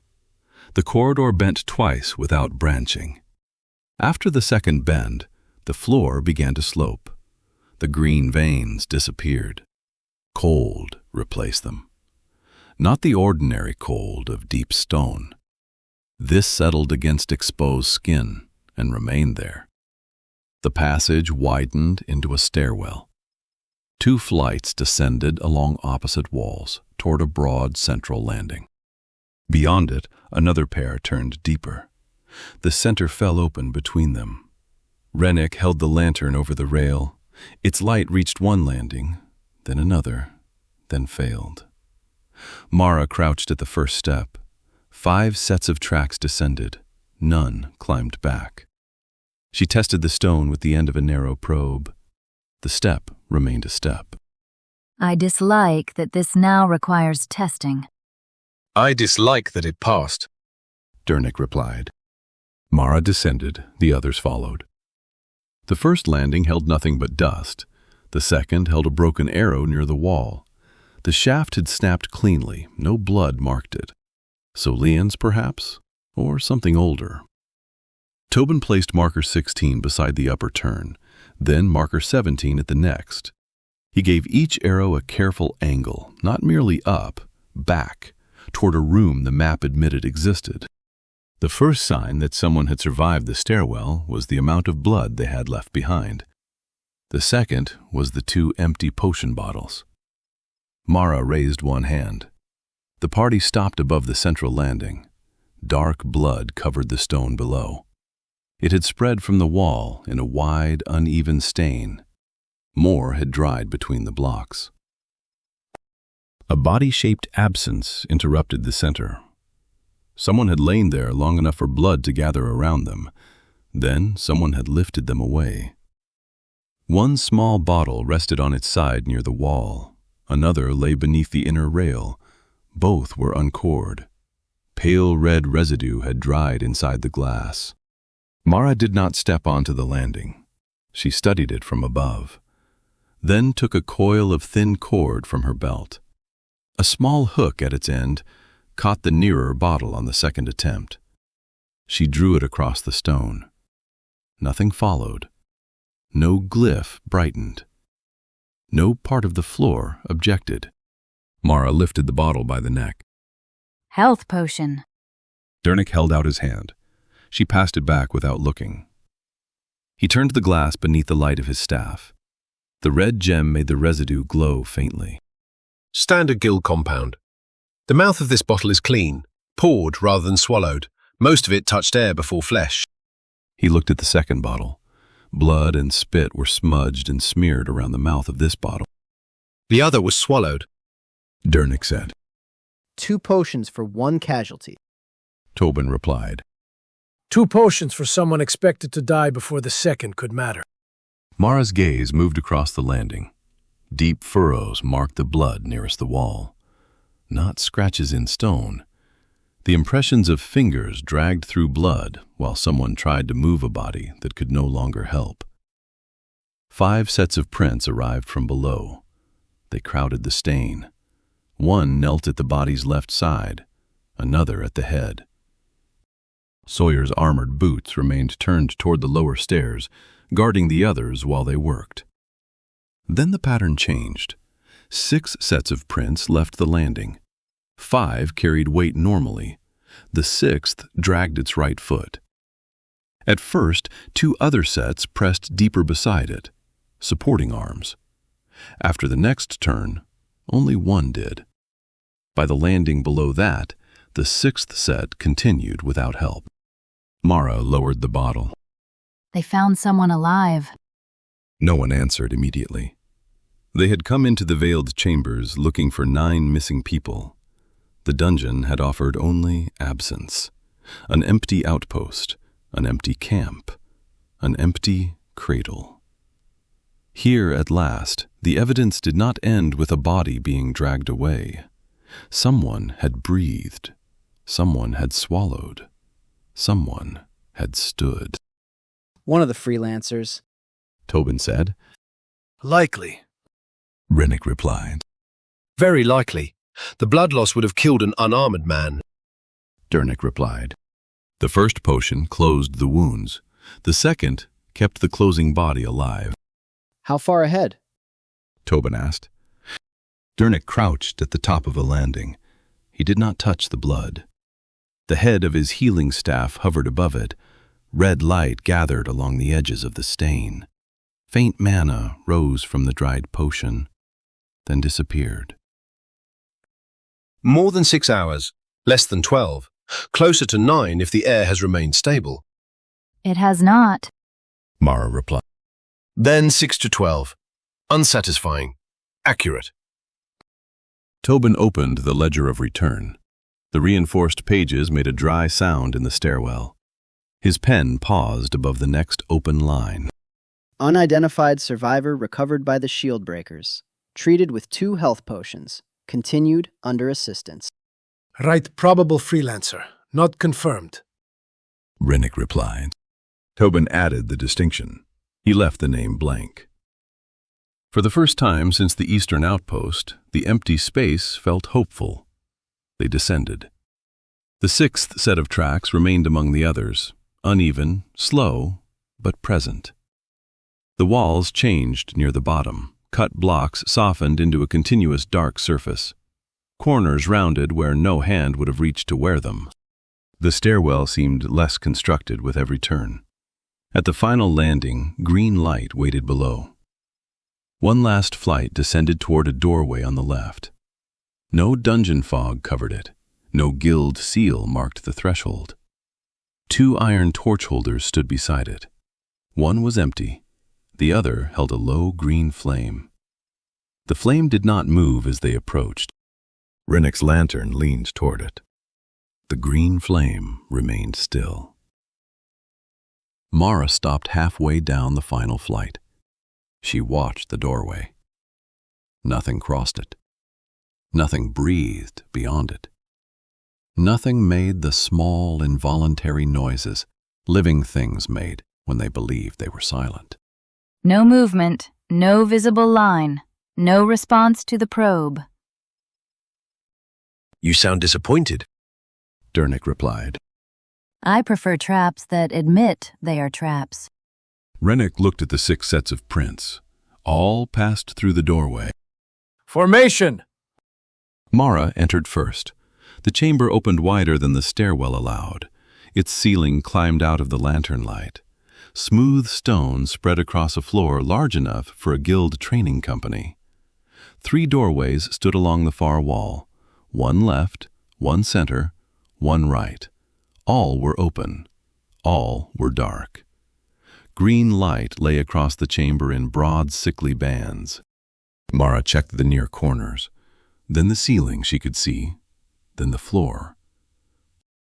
Clear to the first door. Rennick entered. Dernick followed with his shield before him. Tobin remained at the threshold until Mara crossed the second door. The chamber held no active enemy. It held what the enemies had done. The first sword mark began near the entrance. Steel had cut a white line across the dark stone. A second strike crossed it at an angle. Smaller scars followed, fast blades, repeated impacts. Near the center, 2 deep parallel channels ended, where an armored body had been driven backward. Mara compared the width to the marks Sawyer's boots had left in the dust. Shield line. He gave ground here. Not willingly, Dernick replied. The wall beyond had cracked around a single enormous cut. Whatever blade made it had struck stone above the height of Rennick's head. The impact scar reached nearly to the floor. Rennick studied it. Large weapon. Large wielder, Dernick replied. Sawyer blocked it. Once, maybe twice. More would have broken the floor before the shield. Mara moved clockwise around the chamber. Broken arrows lay near the left wall. 3 shafts had shattered against something harder than bone. 2 arrowheads remained buried in a blackened fragment of armor. Farther in, narrow blue burns crossed the stone. They were straight enough to have been drawn with a ruler. One stopped at the outline of a creature no longer present. The air above it felt colder. Tobin checked the roster copied into the black wax order. Vuenel, half-elf, Chrono Mage. He spent heavily. The residue is thin. Repeated discharge, Dernick replied. Near the center, the stone had burst upward around a shallow crater. Black fragments remained inside it. Armor. Bone. Part of a metal clasp twisted by heat. The wall behind it had been peppered by shrapnel. Cluster charge, Mara said. Close placement, Rennick replied. too close for throwing. Rennick imagined someone running beneath the reach of the weapon that had scarred the wall. He did not like the image. The chamber had seen skeletons, imps, something that carried frost. At least one armored creature large enough to make Sawyer yield ground. The shield breakers had killed them. The evidence should have covered the floor. It did not. Mara found the first remains near the right doorway.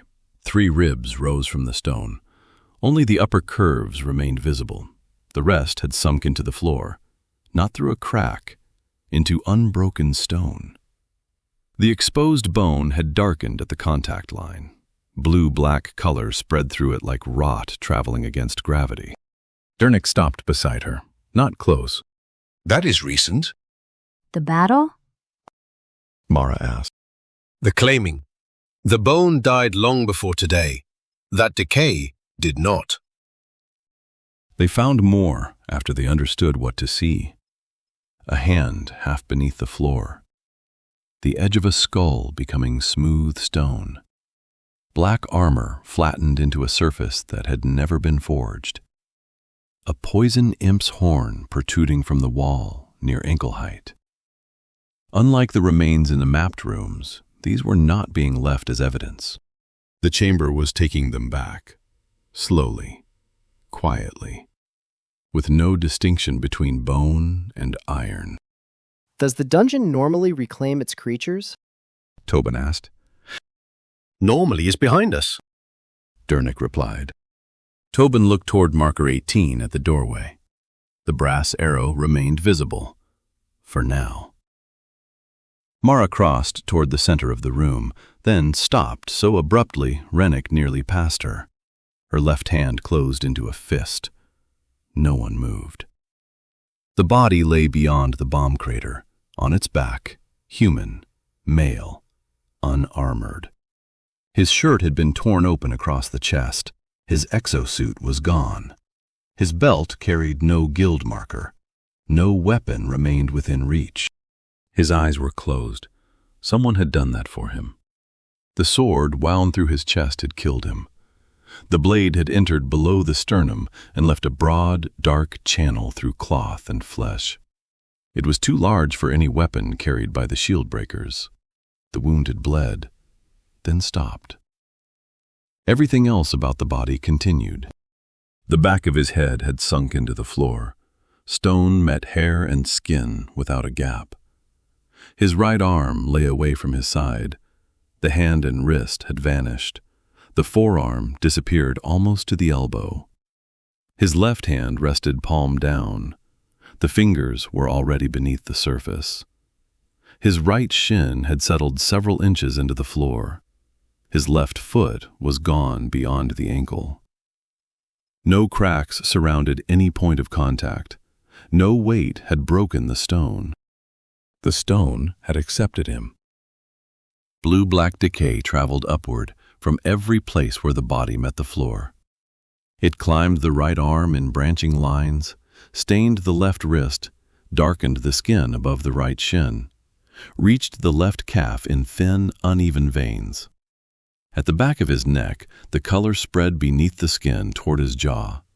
Faint blue mana moved inside it, not flowing out of the body, entering from below. Mara backed away until 6 feet separated her boots from the dead man's nearest hand. She held one arm across Rennick's path. No closer. Rennick stopped. Dernick stopped beside him. Tobin remained another step back. Dernick lowered his healing staff toward the body. The red gem brightened, then dimmed. No answering glow rose from the wound. No ordinary death signature formed around the heart. Dead. How long? Rennick asked. Shorter than the blood on the stairs. Not by much. 6 hours at least. Possibly 10. The contact points interfere.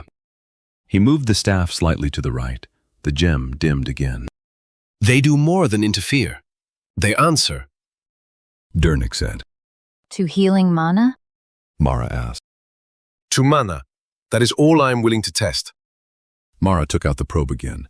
She tied it to her cord and slid it across the stone. The metal stopped 1 foot from the body. Not against anything visible. It simply stopped. Mara pulled. The probe came back without resistance. She sent it toward the left foot. This time it reached the edge of the blue-black decay. The tip darkened. She pulled it away. The color faded from the metal. It is not spreading across the room, Mara said. Not yet, Dernick replied. The older wounds crossed the dead man's chest from right shoulder toward left arm. 4 deep furrows. They had been terrible. They had also healed. New tissue had closed beneath torn cloth. Pale red potion residue remained in the deepest line. Dernick studied the wounds from his distance. Same casualty. From the stairs. Rennick replied. The 2 health potions saved him, long enough to reach this room. Near the dead man's right side, glass glittered beneath the green light. A 3rd bottle had shattered full. Pale red liquid had dried where it splashed. 1 shard remained beneath the edge of the body. The floor had begun drawing that down as well. Tobin's hand moved toward the most protected compartment on his pack frame. Dernick heard the latch. No. Tobin stopped. We have a resurrection potion. We have 1 resurrection potion, Dernick replied. and a body.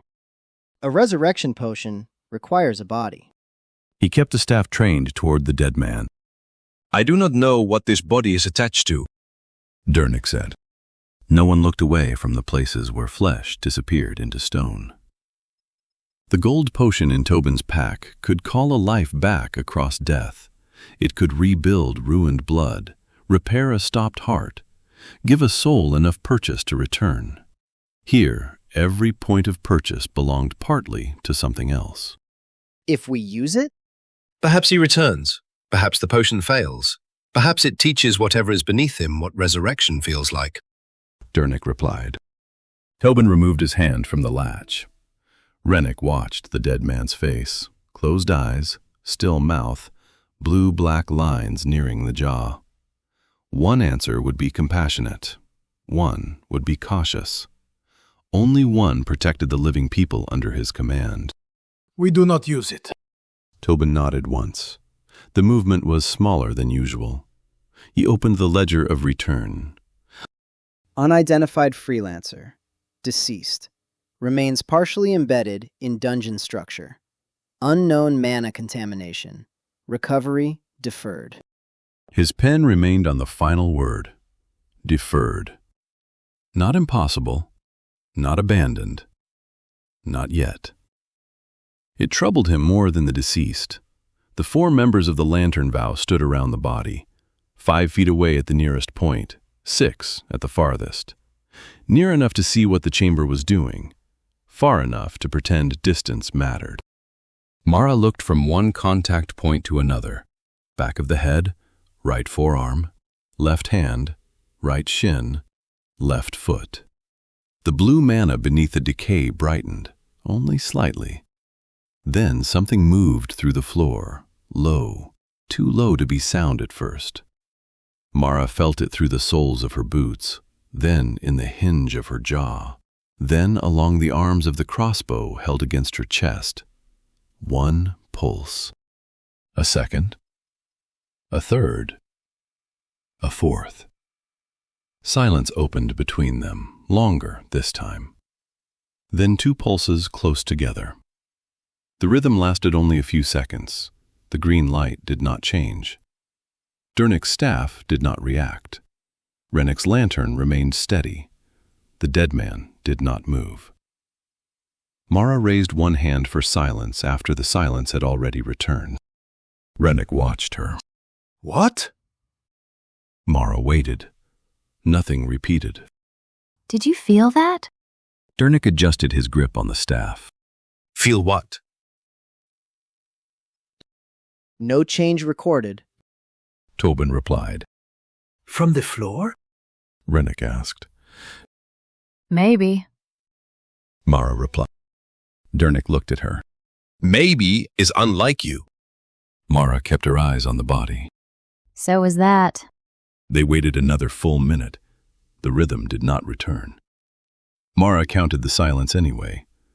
Rennick turned toward the 3 open doorways. 6 sets of tracks reached the battle. Only 5 left it. The left doorway held no prints. The right held a single partial tread that turned back before crossing the threshold. All 5 continuing sets passed through the center. Near the center doorway, a round scorch marked the floor. Purple light flickered deep inside it, weak, irregular. The remains of a portal, trying to remember how to open. Mara did not approach. The room is rebuilding. The room is eating. Dernick replied. Both can be true. Rennick lifted the brass lantern. Its flame leaned toward the center door. There was no wind. Mara held a loose thread in front of the opening. It hung straight down. The flame continued pointing. Tobin looked at the 5 tracks, then at the lantern. Same direction. We follow the tracks. Rennick replied. Not the flame. Mara replied. Not the flame. Tobin placed marker 19 beside the center doorway. The brass arrow pointed back through the chamber, toward the stairwell, toward the dead man whose name remained blank in the ledger of return. They left him beneath the green light. Rennick was the last to cross the threshold. He looked back once. The body lay where it had fallen, part man, part evidence, partly claimed. Then the doorway hid it from view. The passage beyond was narrower, its ceiling pressed lower. The green veins returned along the walls. They no longer brightened one at a time. 2 awakened ahead of Mara, 1 behind Tobin.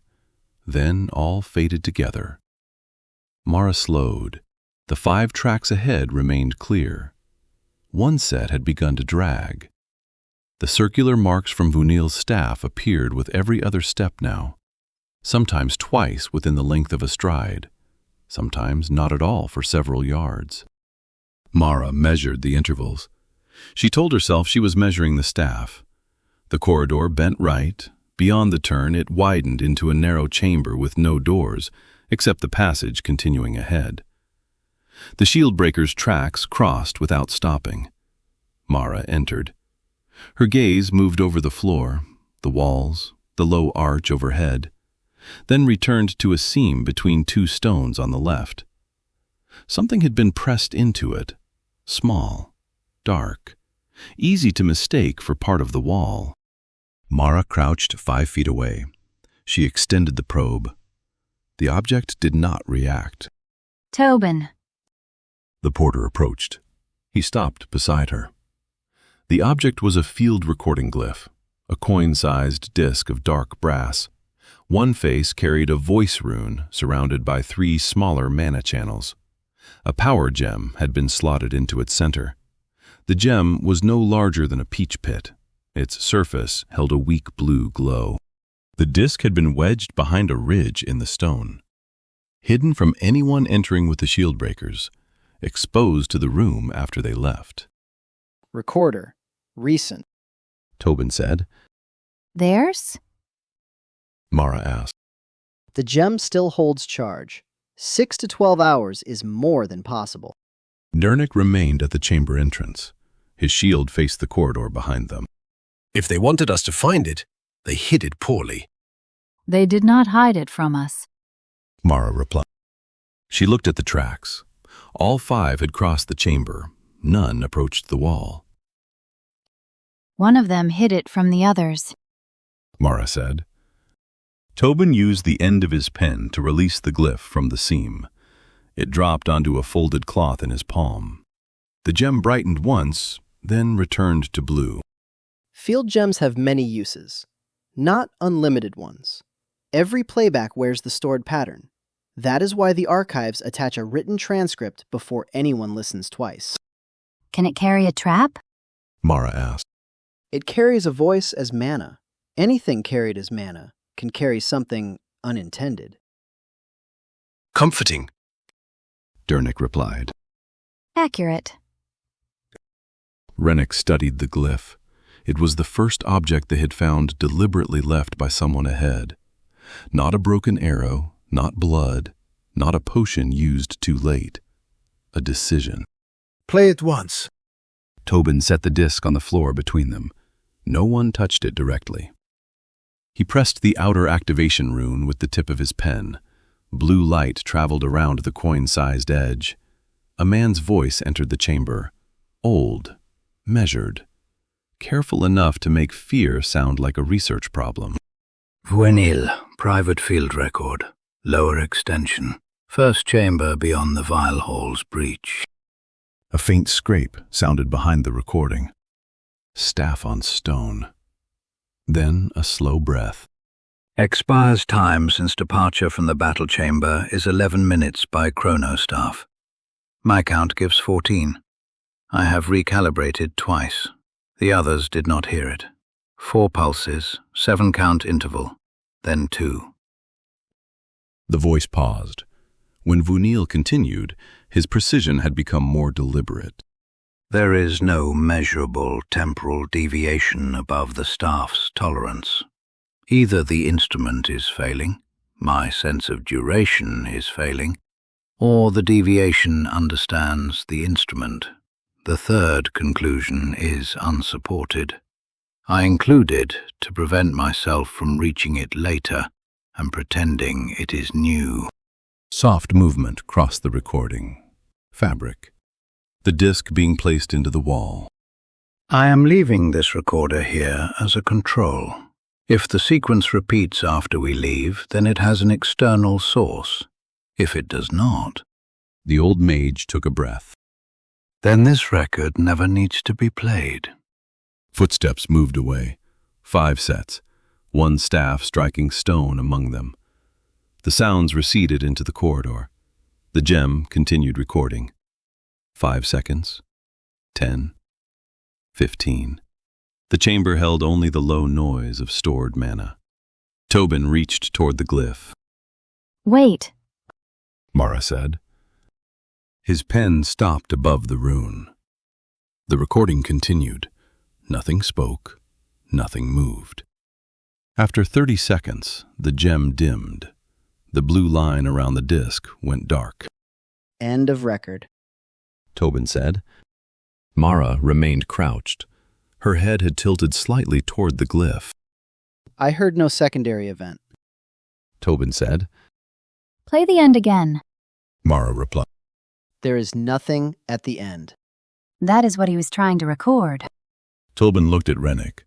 One playback had consumed a visible thread of blue inside the gem.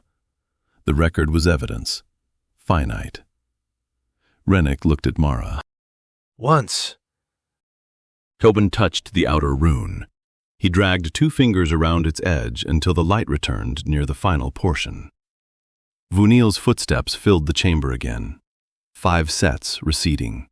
The circular strike of the chrono staff. Then distance. then silence. Mara closed her eyes. The first pulse did not reach her ears. It reached the bones behind them. The second settled against her teeth. The third moved through the floor beneath her boots. The fourth arrived so softly it might have been memory. Mara began counting. 1, 2, 3, 4, 5, 6, 7. 2 close pulses answered, then nothing. The sequence was weaker than it had been around the dead man. It was also the same. Tobin stopped the record. Did you hear something? Mara opened her eyes. Not heard. The floor again? Dernick asked. The gem. The gem contained no audible event. Tobin replied. I know. Rennick crouched across from her. He kept the recording glyph between them. The same rhythm as the body? Mara looked toward the corridor they had left. The chamber beyond was no longer visible. The dead man's name remained blank. 4 counts. 7 counts. 2. Voynil heard it before he left this recorder. Rennick replied. Yes. The record proves he perceived a pattern. It does not prove the pattern was captured. Tobin replied. Then what did I feel? No one answered. Voynil had left the recorder to determine whether the source remained after he moved away. The shield breakers had gone. The chamber had waited. The control had remained silent until someone chose to listen.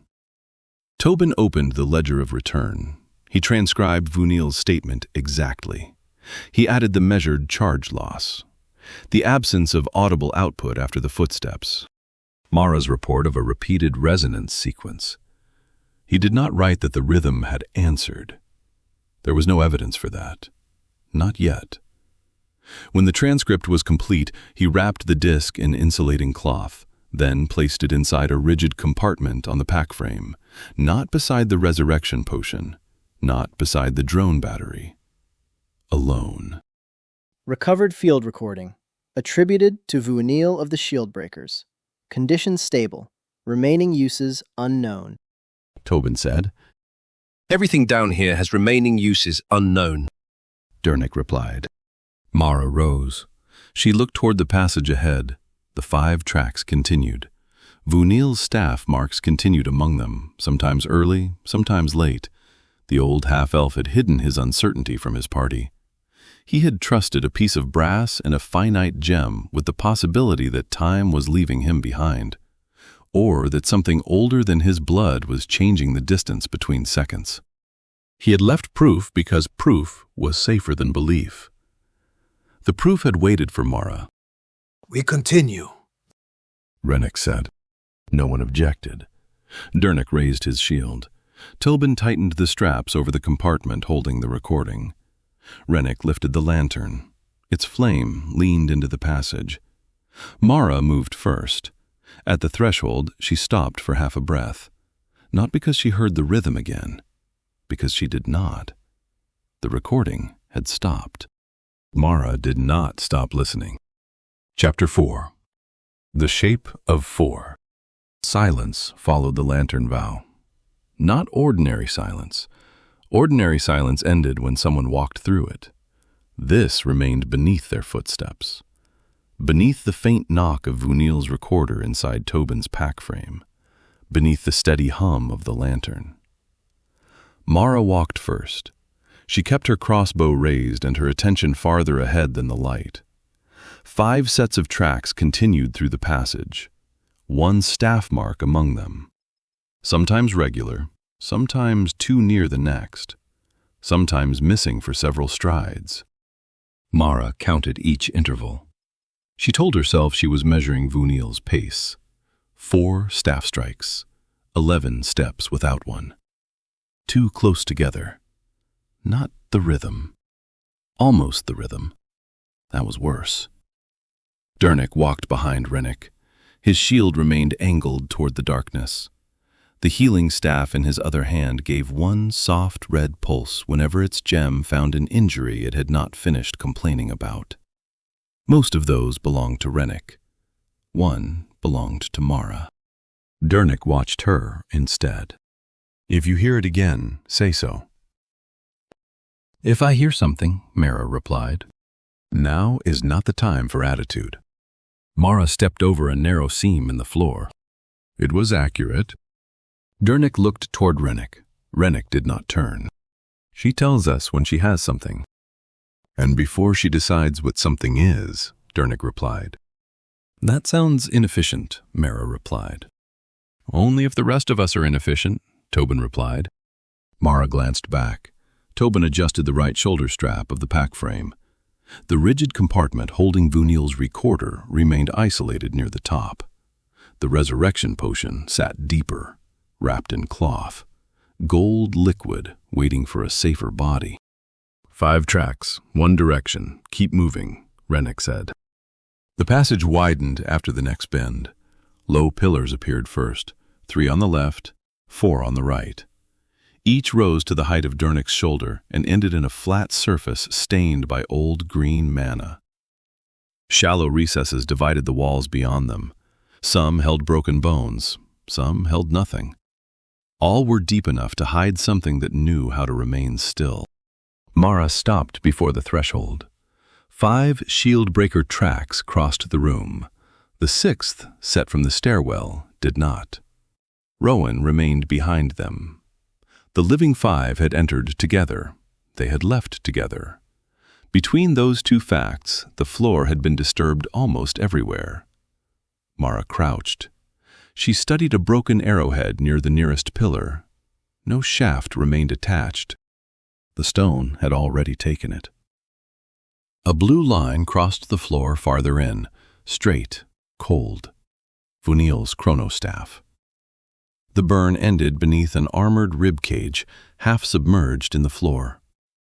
Beside it, 2 parallel gouges marked where Sawyer's shield had been driven backward. "Another battle," Tobin said. Smaller than Rowan's room. Mara replied. Small battles still kill people. Dernick replied.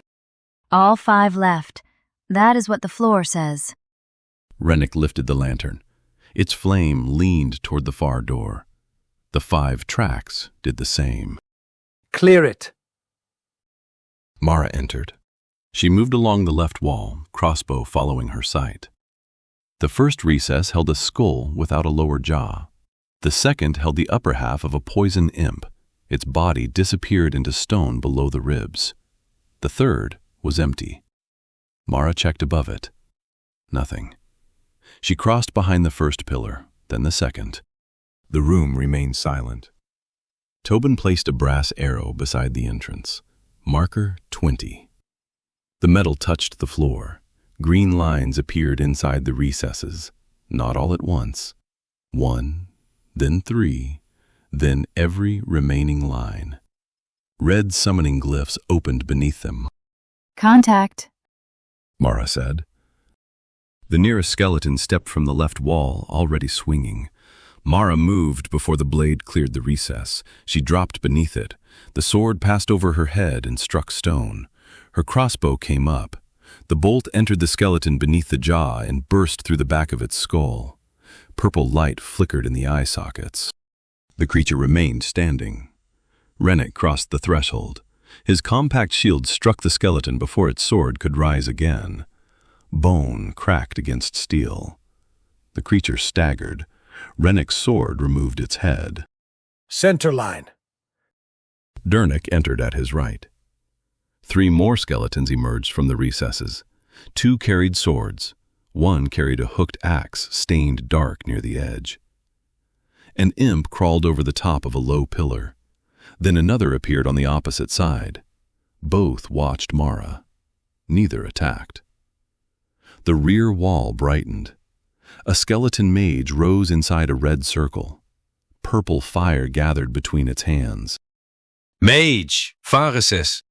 Rennick caught the first skeleton's sword on his shield. "Take it." Mara fired. The bolt crossed above Dernick's shoulder. It struck the mage through one hand. The forming spell burst early. Purple fire washed across the recess. The mage stumbled out of its own smoke. Dernick met the axe-bearing skeleton. His shield stopped the hook. His warhammer struck the creature's knee. The joint broke sideways. The skeleton fell to one side and kept fighting from the floor. Unreasonable thing. He brought the hammer down again. The skull stopped being a skull. The first poison imp jumped. Mara turned. Too late to fire. She caught the crossbow against its throat and allowed its weight to carry both of them behind the pillar. Claws scraped across her leather sleeve. The poison did not reach skin. Her knee drove into the imp's stomach. One dagger entered beneath its ribs. The creature roared. Mara rolled it away and pulled the blade free. Across the room, Rennick held two skeletons, one sword against his shield, one against his own. He gave ground only when the second weapon forced him. Dernick stepped into the opening. His shield slammed into the nearer skeleton's spine. Rennick cut through its neck. The second tried to retreat. Dernick's hammer caught it behind the knee. Rennick finished it before it reached the floor. The mage recovered. Purple light formed again. This time it aimed past Rennick, toward Tobin. Tobin had not entered the center of the room. He remained near marker 20 with the pack frame behind him and the forearm buckler raised. The second imp ran along the pillars toward him. Rear occupied, Tobin said. I see it. Mara replied. She did not have the angle. The mage released its spell. Tobin turned sideways. The purple bolt struck the pack frame's outer band instead of his chest. Metal rang. One supply case tore free and hit the floor. The pack remained closed. The imp used the impact. It came over the fallen case with claws spread.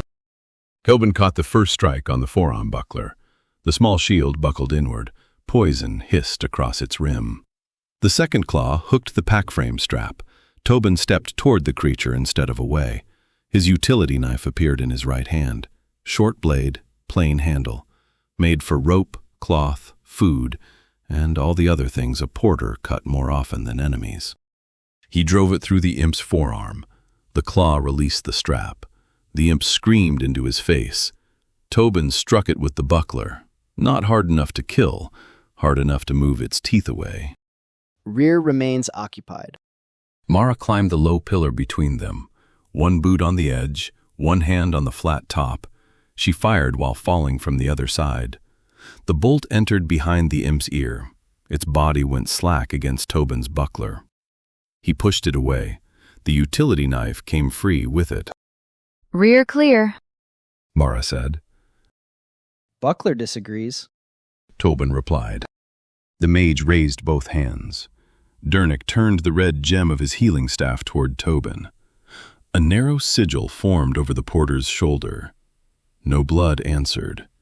No poison had reached him. Alive and ready? Confirmed. Tobin replied. Rennick charged the mage. Its first spell struck his compact shield. Purple fire rolled across the rim. The second never formed. Rennick's sword passed through both wrists. Mara's next bolt entered the mage's eye socket. Dernick's hammer broke its chest. The creature collapsed between them. Silence returned. Not the silence Mara had been listening for. This one contained settling bone, heavy breathing, one loose strap knocking against Tobin's pack frame. Rennick checked the recesses. Dernick checked Tobin. Mara checked the dead. Tobin checked the supplies. 4 people returning to the work they understood. One outer case detached. No contents lost. Forearm buckler damaged. Utility knife contaminated. You stabbed an imp with it. Mara replied. That is the contamination. Dernick took Tobin's left arm and turned the buckler beneath the light. 3 claw marks crossed the metal. The center had dented almost to the leather brace. Your wrist? Attached. Tobin replied. That was not the question. Then phrasing has failed both of us today. Dernick pressed 2 fingers beneath the brace. Tobin winced.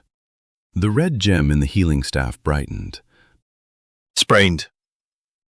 Still attached. Tobin replied. The healing sigil settled around the joint. Red light tightened once. Pain eased from Tobin's face. Rennick retrieved the fallen supply case. The outer metal band had blackened where the spell struck. Its lock remained closed. You held the rear.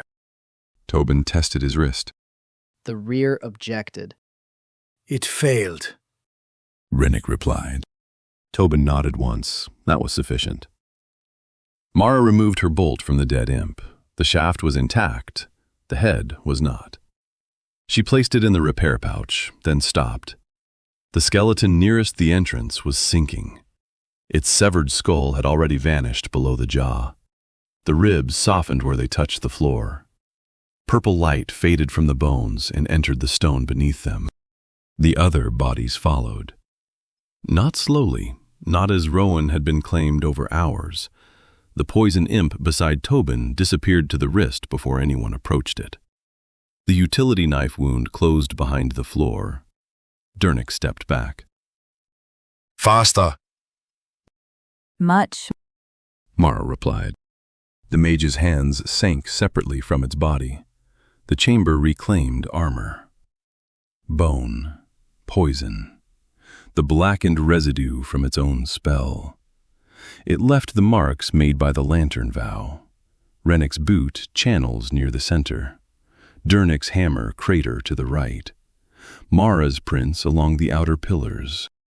Tobin's fallen supply case near the door. Green veins brightened beneath each position. 4 separate pools of light. The bodies disappeared. The shape of the party remained. Rennick. Rennick saw it. 4 positions. 4 roles written into the room by pressure, steel, and mana. Record it. Tobin opened the ledger of return. He wrote while the light remained. Mara paced the distances. Dernick measured the depth of the impressions. Rennick watched marker 20. The brass arrow had begun sinking into the floor. Only the lower edge. Enough. He pulled it free. The stone released it with a soft sound like wet clay. The underside had darkened blue-black. The color faded after several breaths. We rest outside this room, Rennick said. No one argued. They crossed the far doorway. 5 shield-breaker tracks continued ahead. The passage narrowed after 30 feet and turned once. Mara cleared the bend. Dernick set his shield against one wall. Tobin lowered the pack frame carefully. He reattached the damaged supply case with a replacement strap. The forearm buckler came next. The dent would not hammer flat without heat. He loosened the brace instead. The knife went into a cleansing wrap. Dernick examined the healing staff. The active gem had dimmed slightly. Less than a quarter spent. 3 full staff gems remain. 1 active. 4 health potions. 1 haste potion. 1 resurrection potion. Tobin replied. 7 usable bolts, 2 repairable. Mara replied. 1 climbing hook missing? Mara touched the left side of her belt. Both hooks remained. Not yet. I appreciate the precision, Tobin replied. Rennick sat with his back toward the wall and the lantern between his boots. The flame had straightened. For the first time since they entered the unmapped passage, it pointed nowhere. 5 minutes. Eat, drink. No one sleeps. Dernick passed a water flask to Tobin. Mara remained standing. She watched the corridor ahead. Nothing moved. The green veins remained dark. The silence contained no rhythm. She counted anyway. At 4 minutes, the lantern flame leaned forward again. At 5, Rennick stood. They continued. The 5 tracks led through 2 shallow turns. Funiel's staff marks returned. 3 regular strikes. A pause. 1 mark angled toward the wall. Then the tracks continued. Mara stopped beside it. The wall looked like every other part of the passage. Dark stone, no seam, no glyph, No reason for an old half-elf to turn toward it. She held her crossbow close and listened. Nothing. Dernick stopped behind her. He stopped here. Mara said. To rest? Dernick asked. His weight did not shift onto the staff. He turned, then moved. Tobin examined the wall from a safer angle. A thin brass edge showed inside a vertical seam near knee height. Not part of the dungeon. Another field recording glyph. Smaller than the first. The power gem in its center held a low blue glow. Mara did not approach it. She did not need to. Second recorder, Tobin said. Quiet passage, no battle damage. Mara replied. He needs control conditions. Rennick replied. He needs his party to know what he is doing. Dernick replied. He does not know what he is doing. That is why he is recording it. Mara replied. Dernick looked at her. Mara kept her attention on the brass edge. Tobin used the end of his retrieval staff to ease the glyph from the seam. It fell onto an insulating cloth. The blue gem brightened once. charge above half, likely one recording, multiple playbacks possible. Rennick considered the corridor. No doors nearby, no recesses, 5 tracks continuing. Play it once. Tobin activated the outer rune. Blue light circled the disc. Vunil's voice entered the passage. Older than the stone had any right to make it sound. Measured, serious, still in control. Vunil, private field record, second control. No one spoke behind him. The recording held a faint scrape of fabric and the low hum of a chronostaff. Sawyer's chronometer reports 18 minutes since the vial hall's chamber. The chrono staff reports 26. I remember 21. A pause followed. Not long. Long enough to hear the care with which he chose the next words. Age can explain one unreliable clock. It cannot explain 3. The chronostaff hummed again. A small mechanism clicked inside it. I have recalibrated against Sawyer's chronometer twice.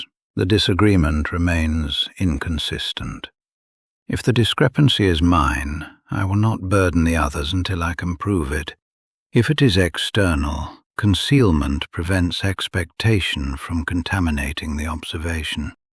Vunil breathed slowly. Once in, once out. The sequence occurs after sustained silence. 4 pulses, an interval I count as 7, then 2. This control will determine whether cessation of speech is the relevant variable. I will speak continuously for 1 minute, then stop without announcement. The old mage began reciting numbers, not counting seconds. Prime numbers. 2, 3, 5, 7, 11. His voice remained level. No number repeated. No hesitation entered until the count passed 100. Then one small pause appeared before the next prime. It might have been uncertainty. It might have been breath. Vunil continued. The chronostaff hummed beneath him. At the end of the minute, he stopped. No warning, no closing statement. The passage filled with recorded silence. Mara began counting. 1, 2, 3, 4. Nothing touched the floor. Nothing pressed against her teeth. 5, 6, 7. No answering pulses came. The silence continued. Mara held herself still. Tobin's pen hovered over the activation rune. Vunil spoke again. No perceptible response. The words should have sounded relieved. They did not. The sequence may not be repeatable. It may not be external, or it may recognize the conditions of observation. The final possibility is unsupported. He paused. If something is attempting communication, it has selected an imprecise instrument. The recording ended. Blue light faded around the glyph. Mara remained facing the wall. She had wanted the 2 final pulses, not because they would be safe, because they would make the pattern complete. Once, Rennick said. Mara looked at him. we played it once. We do not spend the gem proving silence is silent. Rennick said. It was not silent for him. Mara replied. It was this time. Dernick replied. That is different. Different is not evidence of intent. Tobin replied. Neither is repetition. Tobin looked at her. Then what would be? Mara returned her attention to the wall. Change. No one answered immediately. The dungeon had repeated a rhythm. Now it had refused. Vunil called the refusal unsupported. Mara called it different. Both had continued listening. Tobin transcribed the recording. He included the 3 time measurements, the control method, the absence of a perceptible response. Vunil's final hypothesis. He wrapped the recorder separately from the first. 2 finite gems, 2 attempts to make silence testify. They continued. The passage descended without stairs. Green mana veins returned along the floor. One brightened beneath Mara's leading foot, then another 6 feet ahead, then 2 along the wall. 4 lights. They faded. The party advanced. 7 dark seams passed beneath them. Mara counted each without choosing to. 2 green veins illuminated near the ceiling. Something heavy moved above the stone. Mara stopped. The sound stopped with her. Rennick watched the ceiling. Trap? Division doors. 3, maybe 4. Mara replied. Tobin looked back. No mechanism showed behind them. The 5 shield breaker tracks continued through the passage. None showed panic. None doubled back. Mara watched the next green vein. It brightened before she stepped on it. 1, then the second, 3rd, 4th. Darkness. She did not wait for the 7 seams. Move! Rennick moved, no question. Dernick followed. Tobin hauled the pack frame into a run. Mara remained until he passed her. The first stone division fell behind them. It struck the floor hard enough to shake dust from the ceiling. A second dropped ahead. Rennick crossed beneath it, Dernick's shield cleared by inches. The third began descending between Mara and Tobin. Mara caught the back of the pack frame and shoved. Tobin stumbled forward. The lowest metal band scraped beneath the falling stone. Sparks followed him through. Mara rolled after the pack frame. The division struck behind her. The impact sealed the corridor.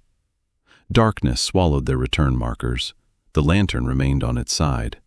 So did all 4 members of the vow. Dernick turned toward Mara. You heard it. Mara rose. Dust covered one shoulder. I saw the lights. Before the mechanism moved, Dernick replied. That is the useful time to see them. Dernick held her gaze. Mara checked the pack frame instead. The lowest band had bent inward. No compartment had opened. Tobin examined the sealed stone behind them. Markers 20 and 21 are no longer accessible. Record their positions. Forward route remains open. Rennick replied. The words did not make the sealed passage feel less final. They moved forward. The next room waited less than 50 feet away. Its entrance rose high and narrow.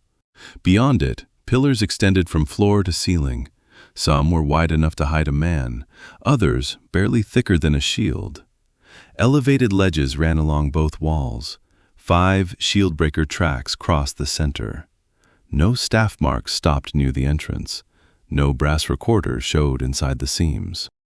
This had not been a place for controlled silence. The damage made that clear.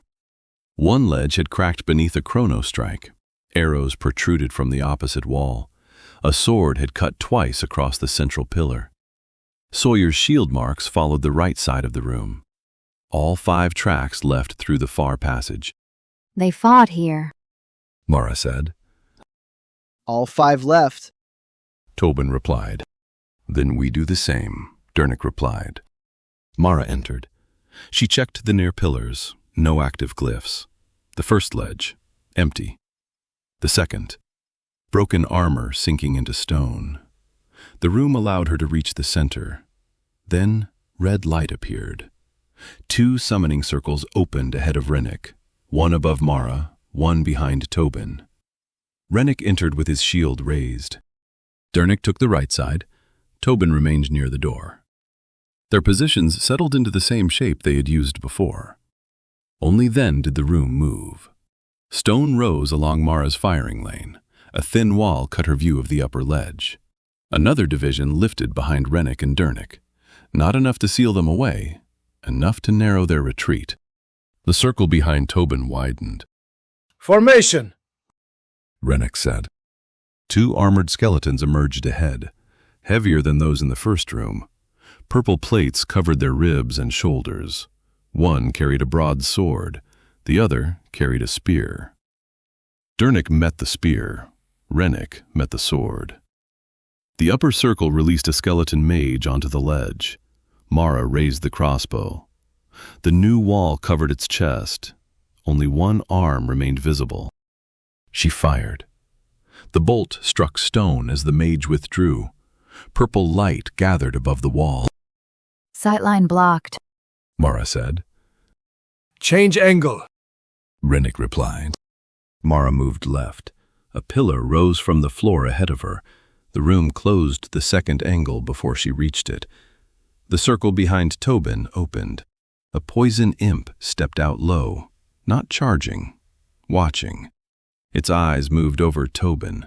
The pack frame, the rigid recorder cases, the straps, then the lantern in Rennick's hand. The imp ran past Tobin, toward the light. Rear contact, moving center. Dernick tried to turn. The spear skeleton drove forward. Its weapon struck the center of his shield and held there, not attempting to break through, pinning him in place.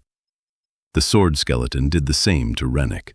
Heavy cuts, repeated, never overextended, keeping both defenders where the room had placed them. The mage released its spell. Purple fire curved over the new wall, not toward Mara, toward the lantern. Rennick lifted his compact shield. The sword skeleton struck low at the same moment. His guard was divided. The spell hit the lantern. Glass cracked. The brass frame tore from Rennick's grip. The lantern hit the floor and rolled beneath the central pillar. The flame remained lit. The poison imp reached for it. Tobin reached the imp first. His damaged buckler stopped one claw. The second caught his sleeve. Fabric tore. A red line opened along his forearm. Tobin drove the utility knife toward the creature's throat. The imp twisted. The blade cut its shoulder instead. Poison darkened the knife edge. The imp struck him with its head. Tobin fell to one knee beside the lantern. The creature raised both claws. He placed the buckler over the cracked glass. The first strike hit metal. The second struck the pack frame. Lantern secured. Tobin, Dernick replied. The spear drove Dernick back. His shield scraped stone. Rennick caught the sword skeleton's next cut and saw the room. Dernick pinned right. Mara denied every line. Tobin isolated at the rear, the lantern on the floor. The same formation as before, turned against them. They know where we stood before. Dernick struck the spear aside with his hammer. Then stand somewhere else. Rennick stepped away from the compact shield. He left it locked against the skeleton's sword. The sudden loss of resistance pulled the creature forward. Rennick moved inside the broad blade. His shoulders struck armor ribs. His sword entered beneath the breastplate. Break formation. Dernick did not ask what replaced it. He lowered his shield. The spear passed above the rim. He caught the shaft beneath one arm and pulled. The skeleton came with it. Dernick drove his forehead into its jaw. Bone broke. He released the spear and ran toward Tobin. The skeleton turned after him. Rennick stepped between them. One sword, no shield, 2 armored enemies. Mara! Moving. Mara replied. She slung the crossbow across her back. One climbing hook came free from her belt. She threw it over the top of the wall, blocking the ledge. The hook caught stone. Mara pulled once. The line held. She ran toward the wall. One boot struck the pillar beside it. The next found the narrow seam. The line took her weight. She climbed above the firing lane. The dungeon had closed. The mage saw her hands first. Purple fire gathered between its own. Mara released the line. She came over the wall with both daggers drawn. The first entered the mage's wrist. The second entered beneath its collarbone. The spell burst between them. Purple fire scorched Mara's sleeve and threw both bodies across the ledge. The skeleton mage hit the wall. Mara kept one dagger inside it. She twisted. Purple light died in its skull. Below, the poison imp struck Tobin's buckler again. The dent deepened. Metal touched leather. Tobin's wrist folded beneath it. He did not move the shield from the lantern. The utility knife remained in his other hand. The imp opened its mouth to screech. Dernick's warhammer entered from the side. The creature left the floor. It struck the central pillar and fell wrong. Dernick planted his shield between Tobin and the body, then turned the healing staff toward the porter's arm. Red light found the wound. Dark poison had already entered the edges. Hold still. I am under a shield, Tobin replied. Remain under it. The healing gem flared. Red mana wrapped Tobin's forearm. The poison stopped moving, then withdrew toward the cut. Black liquid gathered along the skin. Dernick wiped it away with a cleansing cloth. The active gem dimmed by half. Rennick gave ground between the armored skeletons. No compact shield, no Dernick beside him. The broadsword passed close enough to cut his coat. The spear drove toward his stomach. Rennick turned. The spear point struck the sword skeleton's damaged breastplate. Purple armor cracked. Both creatures hesitated. One heartbeat. Human fighters would have understood the mistake. The dead only corrected. Rennick used the heartbeat. His sword entered the crack and split the ribs beneath it. The broadsword skeleton collapsed against the spear. The remaining creature pulled its weapon free. Dernick's shield struck it from behind. Rennick cut through the exposed spine. The skeleton fell in 2 directions. On the ledge, Mara pulled her dagger from the mage. The climbing hook line had fallen across the purple fire. Half its cord burned through.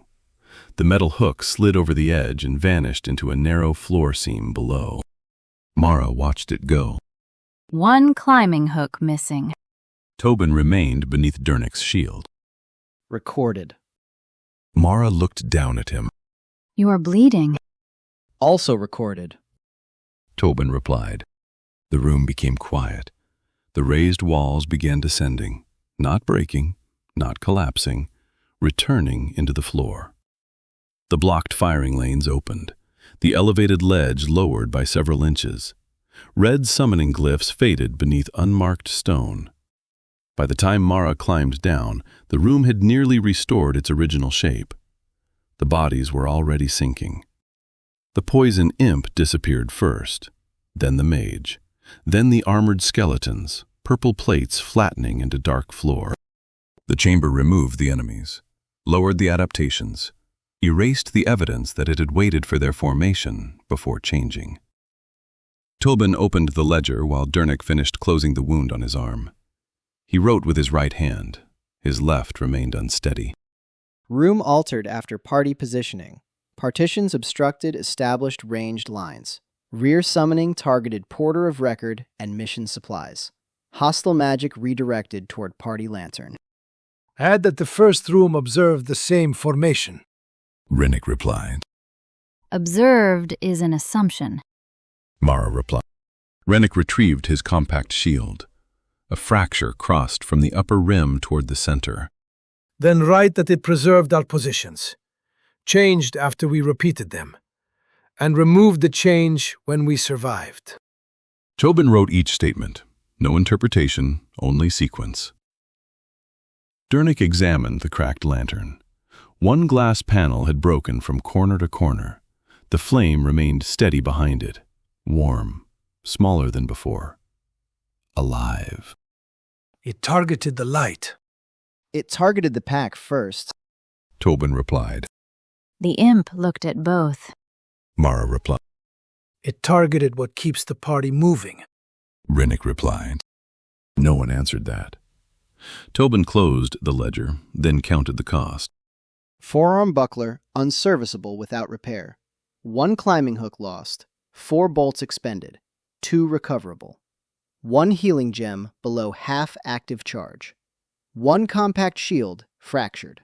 1 lantern panel cracked. 4 health potions remain. Resurrection potion secure. Rennick looked at each member of the vow. Mara's sleeve was burned. Dernick's shield carried a fresh spear channel. Tobin's forearm had been wrapped from wrist to elbow. Rennick's coat had been cut open along one side. 4 people, all standing somewhere different from where the room had expected. We leave before it tries again. They crossed the far doorway. 5 tracks continued. The passage beyond carried fresher damage. The first blue chrono burn still held light. Not much, a narrow line beneath the surface. It faded while Mara watched. Farther ahead, a broken arrow rested against the wall. Dark resin around the fletching remained tacky beneath Tobin's probe. Solians. The shaft had not yet begun sinking. Blood marked the right wall at shoulder height. A broad smear. 1 armored hand had braced there.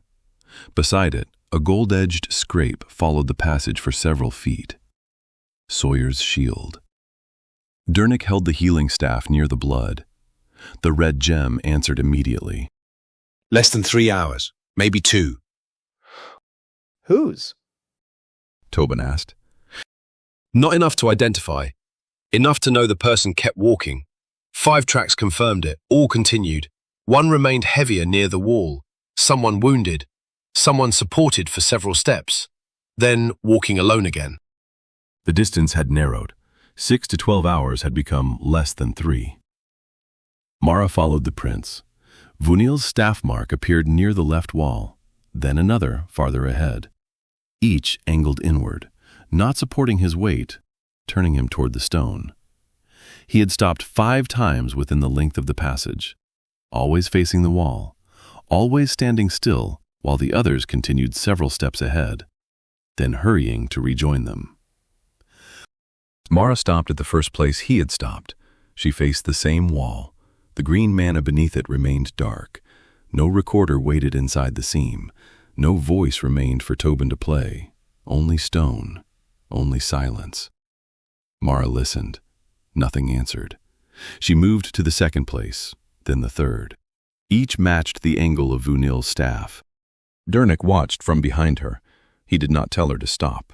Not yet. At the fourth place, a green vein brightened beneath the wall. Mara had already stepped away. The light faded. She looked toward the passage ahead. 5 people were still moving somewhere beyond it. One of them had begun stopping whenever the dungeon became quiet.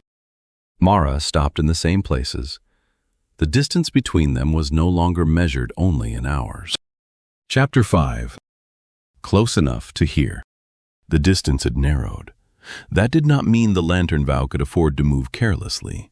It meant every mistake would reach the shield breakers sooner. Tobin Mara set the pack frame against the wall, not down, never down, where the floor might decide it had been offered something. He held its weight against one shoulder while his right hand worked the straps. Rennick looked into the passage ahead.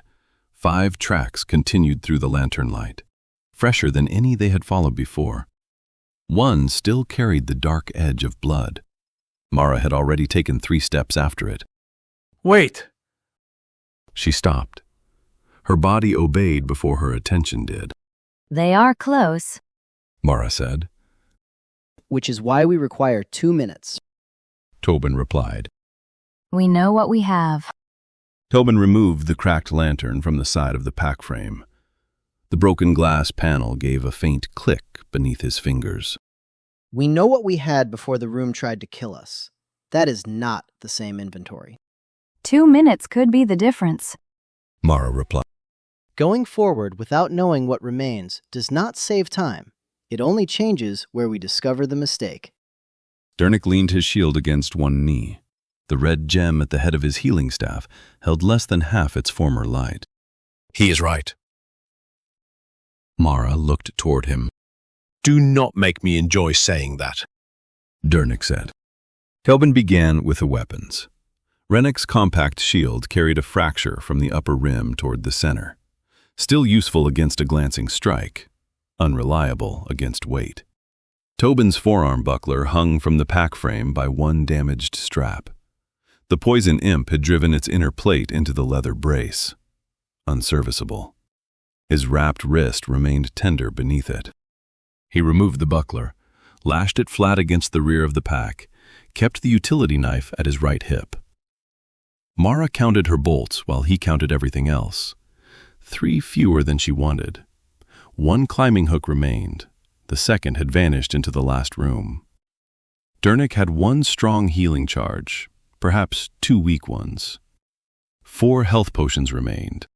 The gold resurrection potion remained wrapped inside its rigid case, unbroken, unused, still waiting for a body the dungeon had not begun claiming. Tobin folded a strip of oiled cloth over the lantern's cracked panel. He tightened it beneath the brass frame. The flame dimmed behind the covering, then steadied. Light reduced. Frame secure. You can carry it with that wrist? Dernick asked. Yes. Tobin threaded a second strap beneath the lantern housing. He fixed it closer to the center of the pack frame, protected by the rigid cases around it. I can carry it without depending on the wrist. Dernick accepted the answer.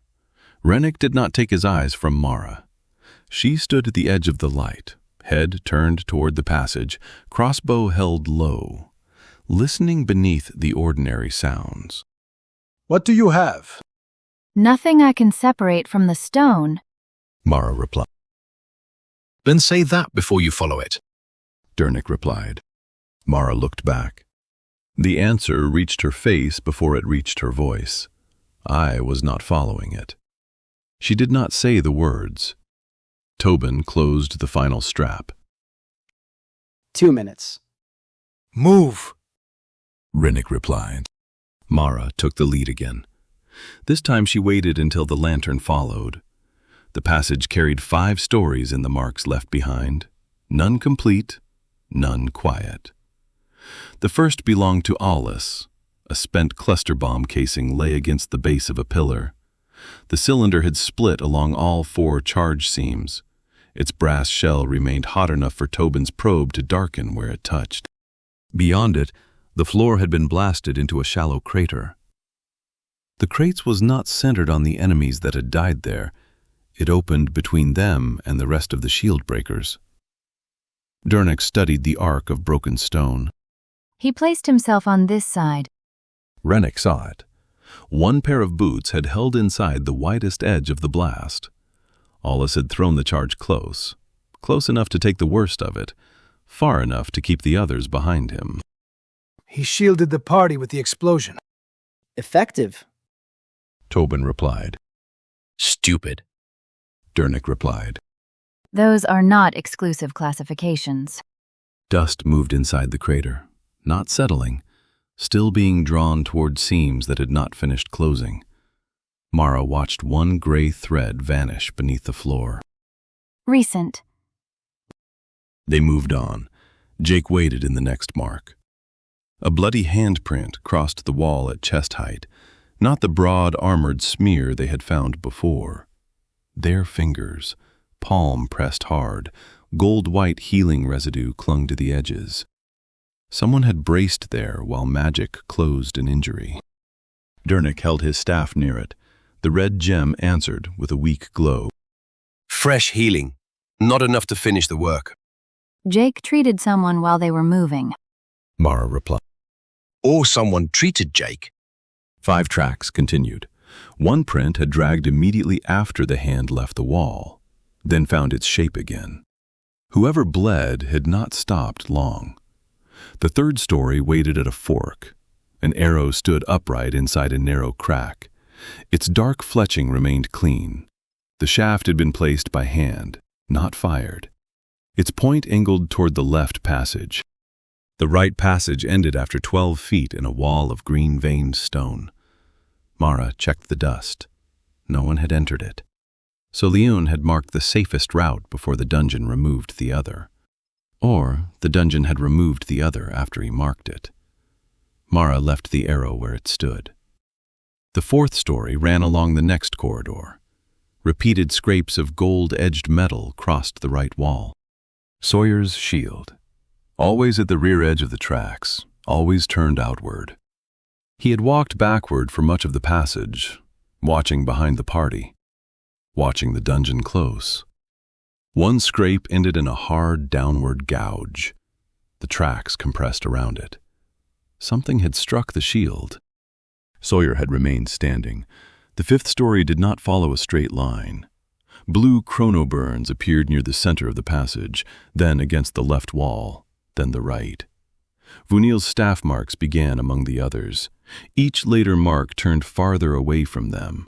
At one point, the shield breakers continued for 9 strides, while the chrono staff remained behind.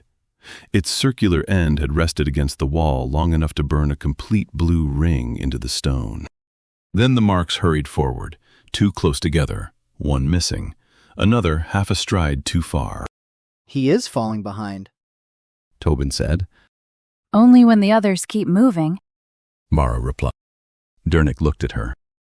That is generally how falling behind works. His pace is normal between the stops. He is not tired. He is waiting. Mara replied. For what? Rennick asked. Mara studied the blue ring. It faced a blank section of wall. No seam, no recorder, no red light. For the quiet to do something. The 5 sets of tracks continued, all alive, 1 wounded, 1 repeatedly leaving the group without changing his speed. Rennick lifted the lantern toward the crater behind them. Dust still moved inside it. The shield breakers were no longer hours ahead, not in any way that mattered. The corridor ended at 3 arches. Each was tall enough for Sawyer to pass without lowering his shield. Each carried a different arrangement of red holographic marks. The left showed a broken circle. The center showed 3 descending lines. The right showed nothing that held one shape for more than a breath. 5 sets of tracks entered the space between them. They crossed over one another, turned, stopped. The shield breakers had examined every route. Mara approached the center without crossing its threshold. Air moved from within, cold, carrying the mineral smell of deeper chambers. The left arch held a warmer current. The right held none. They chose one. Which? Rennick asked. Mara crouched. The dust was too disturbed. 5 people had circled the junction, 1 bleeding, 1 walking backward, 1 stopping at walls. Tracks entered every approach and vanished beneath new stone before becoming clear. Give me a moment. The dungeon did not. Red light sharpened above the left arch. The broken circle closed. Stone lowered through the opening. Not a door, a wall descending from inside the wall. The right arch followed, its unstable symbol compressed into 1 vertical line. The sides of the passage drew together until the opening became a seam. Then the seam sealed. Only the center remained. The 3 descending lines above it changed. They bent toward one another, formed a red shape that resembled an arrow only because the Lantern Vow wanted it to. The floor beneath the center arch withdrew. Stone folded away in flat layers. A corridor extended where Mara's memory held a wall. No destination appeared above it, no room number, no dungeon classification. Only red light waiting inside a passage that had not existed when the shield breakers stood there. Dernick raised his shield. That answer your question? Mara stared down the new corridor. It is changing the distance. Between what? Tobin asked. No one needed to answer. 5 tracks ended at the junction. The new passage began without them. The shield breakers had taken another route. The dungeon had removed every choice that did not shorten the path to them. Rennick stepped beside Mara. The lantern flame leaned toward the new opening. Does that corridor take us to the shield breakers? Yes. Mara replied. Evidence? Mara watched the red marks shift above the arch. They never settled. It opened because we arrived. The left and right did not close until we were here to see them. It wants one route. That tells me what it wants, not where the route ends. Rennick said. Those are the same answer now. Mara replied. Rennick looked into the red-lit passage. The dungeon had hidden its behavior from the first party, then preserved their tracks for the second. It had learned the Lantern Vow's formation, closed around it, opened a path when they survived. Every prior assumption told him not to enter. Every remaining person ahead required him to. No one touches the walls. No one follows a light unless Mara confirms the floor beneath it. If the way closes behind us, we do not turn unless the way ahead becomes impossible. Rennick said. Recorded. Tobin replied. And if the corridor changes while we are inside it? Dernick asked. Rennick drew his sword. Then we learn whether it is bringing us closer or bringing something closer to us. They entered. The corridor closed behind Tobin before his second step. Stone rose through the arch without sound. The red hologram remained on the new wall for 3 breaths, then vanished. No mark showed where they had entered. Mara did not look back for long. She had already memorized a doorway the dungeon no longer admitted had existed. The passage ahead was narrow, too narrow for their former formation. Dernick moved first beside Mara. Rennick followed. Tobin kept the lantern between his shoulder blades and his injured arm close to his body. The red lines in the floor did not guide them. They appeared beneath each person in turn. One beneath Mara, one beneath Dernick, one beneath Rennick, one beneath Tobin. 4 brief acknowledgments, then darkness behind them. Mara counted the intervals. They did not form the rhythm. That should have made them easier to ignore. The corridor bent twice without giving enough space for either turn. Mara knew the geometry was wrong before the second bend ended. The walls had not curved. The passage had changed which direction forward meant. She marked the turn in memory. North became east. East became down. Down became a sensation beneath her ribs rather than a direction the floor followed. At the next straight section, Dernick stopped. Blue light. A thin glow showed near the base of the right wall. Not red, not the dungeon's holograms. Blue mana held inside a peach pit-sized power gem.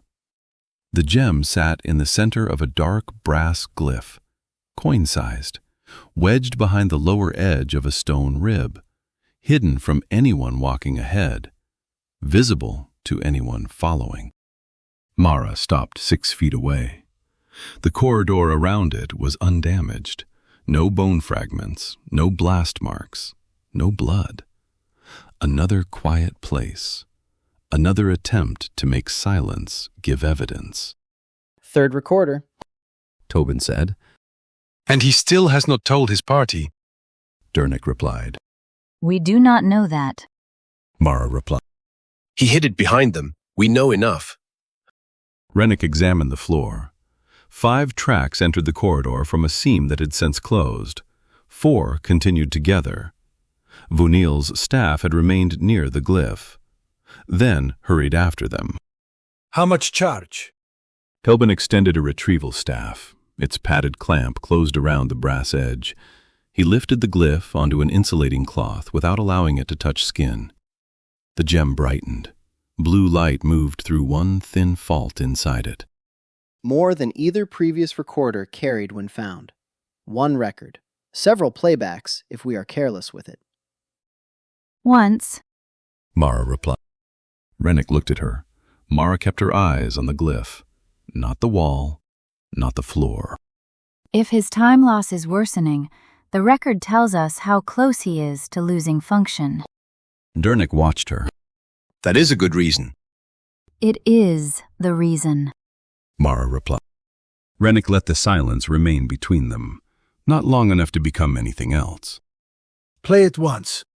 Tobin placed the glyph on the insulating cloth between them. The corridor offered no alcove, no safe chamber. Dernick faced the darkness ahead. Rennick watched behind. Mara crouched 5 feet from the disc. Tobin pressed the outer rune with the tip of his pen. Blue light traveled around the brass edge. The old half-elf's voice entered the corridor. Low, controlled, hurried enough to reveal what the control cost him. Voenil, private field record, 3rd control. A soft mechanical click followed. The chronostaff recalibrating. Voenil breathed near the recorder, not winded, listening between his own words. I have discontinued direct comparison between Sawyer's chronometer and the chronostaff. They no longer appear to measure the same passage. Sawyer recalls less than 1 minute between the last 2 chambers. The staff recorded 11. I remember neither interval. The recording held 3 seconds of quiet. Then Voenil spoke with the flat precision of a man placing a dangerous object inside a labeled box. The absence of memory is not evidence of contact. It may indicate fatigue, age, unnoticed spell exposure. Instrumental contamination remains possible. I am listing ordinary explanations first because they remain ordinary whether or not I find them persuasive. Fabric moved behind him, the small sound of a sleeve brushing stone. Then nothing. 5 seconds. 10. The silence lengthened. Mara felt no pulse. Not yet. Voenil's voice returned more quietly. The others believe I am falling behind. That is inaccurate. The corridor is arriving before I do.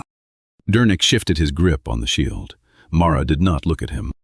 The distinction sounds absurd when stated aloud. I have tested it by allowing the others to gain distance while I remain stationary. The effect does not begin until they are beyond normal conversational range. It waits until I am alone. No event has occurred while Aulis remained beside me. None while Jake was speaking. None while Solian watched the corridor. None while Sawyer held position. Only after they walked ahead, only after I became the sole observer. The chronostaff hummed. Once. Twice. The sound stopped beneath the old mage's hand. Selection is not significance. A pause. Shorter than doubt, longer than certainty. I know that. The blue power gem on the floor gave one faint pulse. Mara's fingertips pressed against her own knee. Not the stone, not yet. I repeated the observed sequence at the last junction. 4, 7, 2. There was no perceptible response. I ceased recording. When I resumed awareness, the others had advanced by approximately 30 paces. Sawyer's chronometer had advanced 11 minutes. The staff had advanced 11 minutes. Neither instrument recorded a temporal event. My position had not changed. The corridor had. Voenil drew one slow breath. It trembled at the end. The first failure of control in any of his recordings. I did not ask it a question. Not aloud. Nothing moved in the recorded corridor. No voice answered him. No spell activated. Still, Voenil waited. Footsteps sounded far behind the recorder, running toward him. Then a living voice, muffled by distance. Voenil. The old mage touched the disc. Metal scraped stone. Coming. Now. The record ended. Blue light remained around the glyph. Tobin did not reach for it. No one spoke. The gem continued playing what had been stored after the last word. Silence. Mara heard the weak hum of blue mana inside the disk, the smaller hum of the lantern behind Tobin. Dernick's breath. Rennick's coat shifting when he turned toward the passage. Nothing else. End of record. Tobin said. He moved the pen toward the activation rune. Wait. Mara said. The pen stopped. Mara. Dernick said. She held up one hand. The gesture asked for quiet. It also asked them to trust what quiet had done to her before. Rennick gave her 3 breaths. Mara closed her eyes. The gem had recorded no sound after Sawyer called, no pulse a normal ear could carry. Still, the stored silence had shape, not inside the power gem alone. The floor beneath it held the same low pressure. The recording and the dungeon rested against one another, 2 surfaces almost touching. Mara counted without deciding to begin. 1, 2, 3. The first pressure settled behind her eyes. 4. She knew the next interval before it arrived. 5, 6, 7. 2 close pulses traveled through the brass glyph. Weak, stored, finite. The sequence should have ended. Mara lowered her hand. Her fingertips touched the floor. One final pulse rose from current stone, not part of the recording, not part of Vunil's control, an answer beneath her skin. Mara opened her eyes. Tobin's pen remained above the rune. Rennick watched her face. Report. Mara lifted her fingers from the floor. Time loss confirmed. He remained stationary while the corridor changed. The recording gives no useful route. Dernick looked at her hand. And the silence? Recorded no audible event. It was Tobin's phrasing from the first glyph. Accurate, incomplete. Mara replied. Tobin deactivated the recorder. The blue ring went dark. He began transcribing Vunil's words into the ledger of return. Mara kept one hand closed around the memory of the final pulse. The dungeon had not repeated the sequence. It had completed hers. Tobin wrapped the third recorder separately from the others. He placed it inside the rigid compartment. 3 finite gems. 3 attempts by an old mage to catch uncertainty before it became belief. The third had recorded the moment belief learned to call itself selection. Recovered field recording. Attributed to Vunil of the Shieldbreakers. 3rd control. Charge stable. Tobin said. Rennick looked down the corridor. We find him before he leaves a 4th. They continued. The corridor divided after less than 100 feet. 2 passages. No red symbols. No shieldbreaker tracks. The floor beyond both openings had finished reclaiming whatever marks once crossed it. Mara did not crouch. She did not test the air. She looked left. Left. Tobin held the lantern higher. Its covered flame leaned straight upward. Basis. Moving air. Mara replied. Tobin removed a narrow thread from the edge of his ledger cloth. He held it between the passages. The thread hung still. Then he held it inside the left opening. Still. Inside the right. Still. No draft. Too low for the thread. Mara replied. Dernick watched her, not the passages, her. You heard it. Mara looked toward the left-hand dark. I saw the lights. No red hologram had appeared. No green mana vein had brightened. No blue chronoburn marked either floor. Dernick knew that. Mara knew he knew. He did not press, not because he believed her explanation, because the truth would not become safer merely because she said it aloud. Rennick considered both passages, then Mara. Left. They entered together. The first turn proved nothing. The second held a circular burn from Vunil's chrono staff. Blue light still lived inside the outer edge. Beside it, a gold-edged scrape from Sawyer's shield followed the wall. 5 shallow footprints appeared where the stone had not finished smoothing them away. Mara had chosen correctly. Tobin marked the route in the ledger. Dernick did not congratulate her. He moved closer instead, close enough to pull her back if the next answer came from beneath her feet. The dungeon shortened after that. At first, the change could have been exhaustion. A corridor that felt shorter than its darkness suggested. A turn arriving before Mara expected it. Then the architecture stopped allowing doubt. They entered a straight passage long enough for the lantern to lose its far end. Mara counted 40 paces.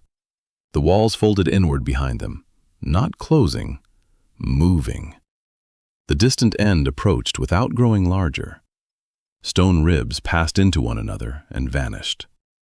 40 paces became 20, then 12. The Lantern Vow did not run. Running would have meant pretending their speed mattered. They stepped through the far arch after taking 60 fewer strides than the corridor required. The passage sealed behind them. The next room contained a stairwell. It climbed steeply around a square central shaft. Mara could see 5 landings above. She could also see the ceiling after the third. They began climbing. First landing. Second. At the third, the 5th landing lowered through the ceiling and joined the stair beneath their feet.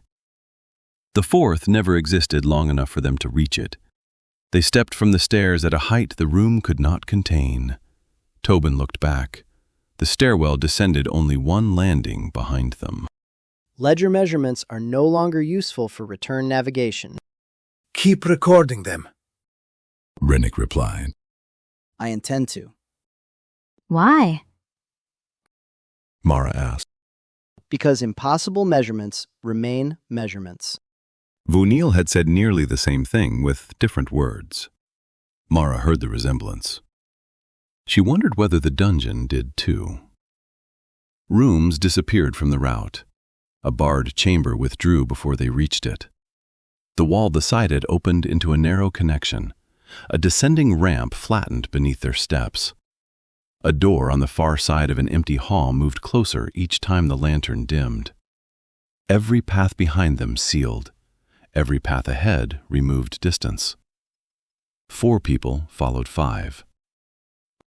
The dungeon carried both numbers through itself. Mara could not tell whether it wanted rescue, reunion, contamination, or only to see what happened when 2 kinds of listening occupied the same room. Rennick stopped before the next arch. Hands away from the walls! Mara's fingers were not touching stone. They rested against the side of her leg, open, waiting. They are away. Your hands are, Rennick replied. Mara met his eyes. The lantern flame moved between them. The rest of you need to be here too, Rennick said. For one moment she did not know what answer would satisfy him. Then a sharp sound crossed the passage ahead, metal on stone. Not an echo, recent enough to carry direction. Mara turned. Everyone did. Forward, Dernick said. They moved. The arch opened into a battle that had ended moments before. Dust hung in the air without falling. A fading chrono field held each grain inside blue light. The room was long and low, its floor divided by shallow trenches of green mana.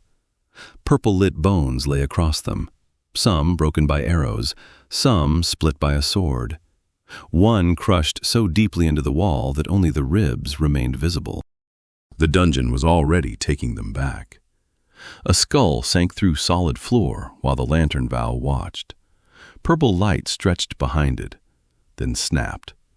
An empty cluster bomb casing rolled slowly across the chamber. No slope moved it. The floor reclaimed one edge. The cylinder tipped. rolled once more, then disappeared beneath stone. An arrow trembled in the far wall, dark fletching, Solian's. Its shaft had not stopped vibrating. They just left, Mara said. Dernick crossed to a broad smear of blood near the exit.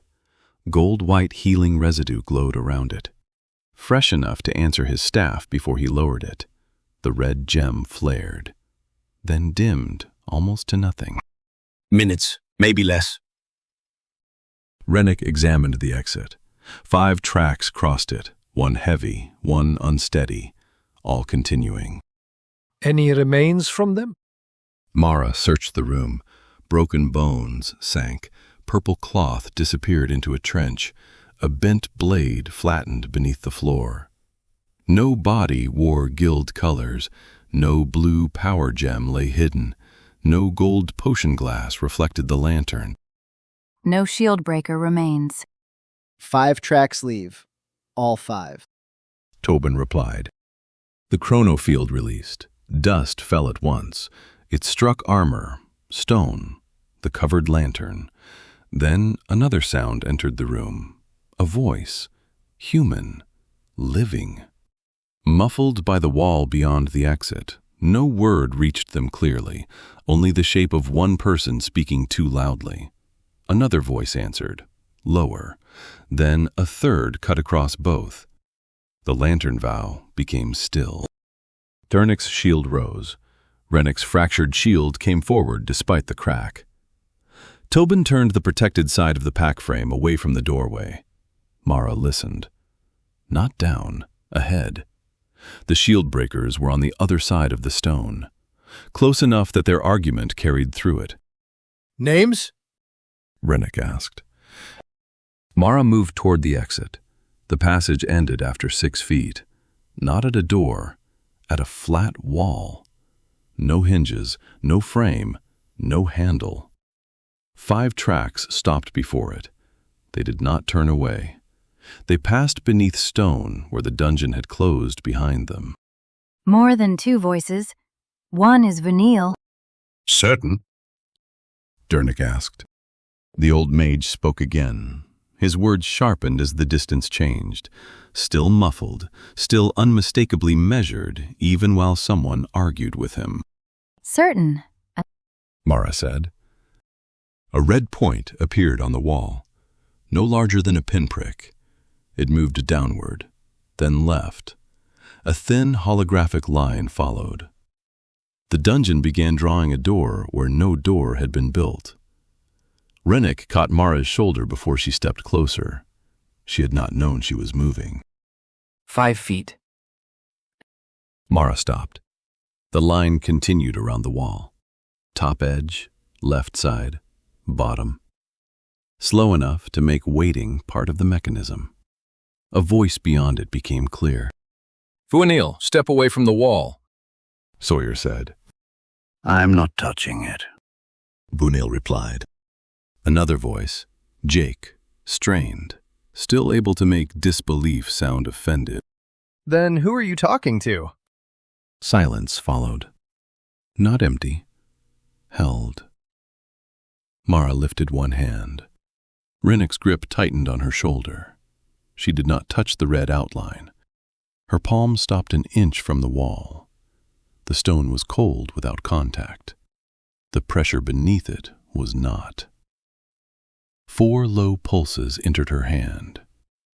1, 2, 3, 4. Mara did not breathe. 7 slower pressures returned from beyond the wall, not from the floor beneath her, from the other side. 1, 2, 3, 4, 5, 6, 7. Vanille was counting too. She knew it without hearing his voice. 2 close pulses rose beneath everyone's feet. Dernick felt them. His shield shifted. Tobin looked down. Rennick's hand left Mara's shoulder, only to close around his sword. On the other side, Sawyer spoke. Vanille, who is there? The old half-elf answered the wall. Not Sawyer, not Aulis, not the party that had walked beside him while time slipped away. The one who kept listening, Vunil said. The red outline completed. Something heavy withdrew inside the wall. One lock, then another, then 4 more in a sequence no dungeon door required. Stone separated from stone. Warm light entered through the first narrow opening. The Lantern Vow could not see the shield breakers yet. They could hear 5 people breathing on the other side. For the first time since the guild sent them into eternity, 9 living people stood close enough to answer one another. The dungeon had chosen the distance. The door began to open.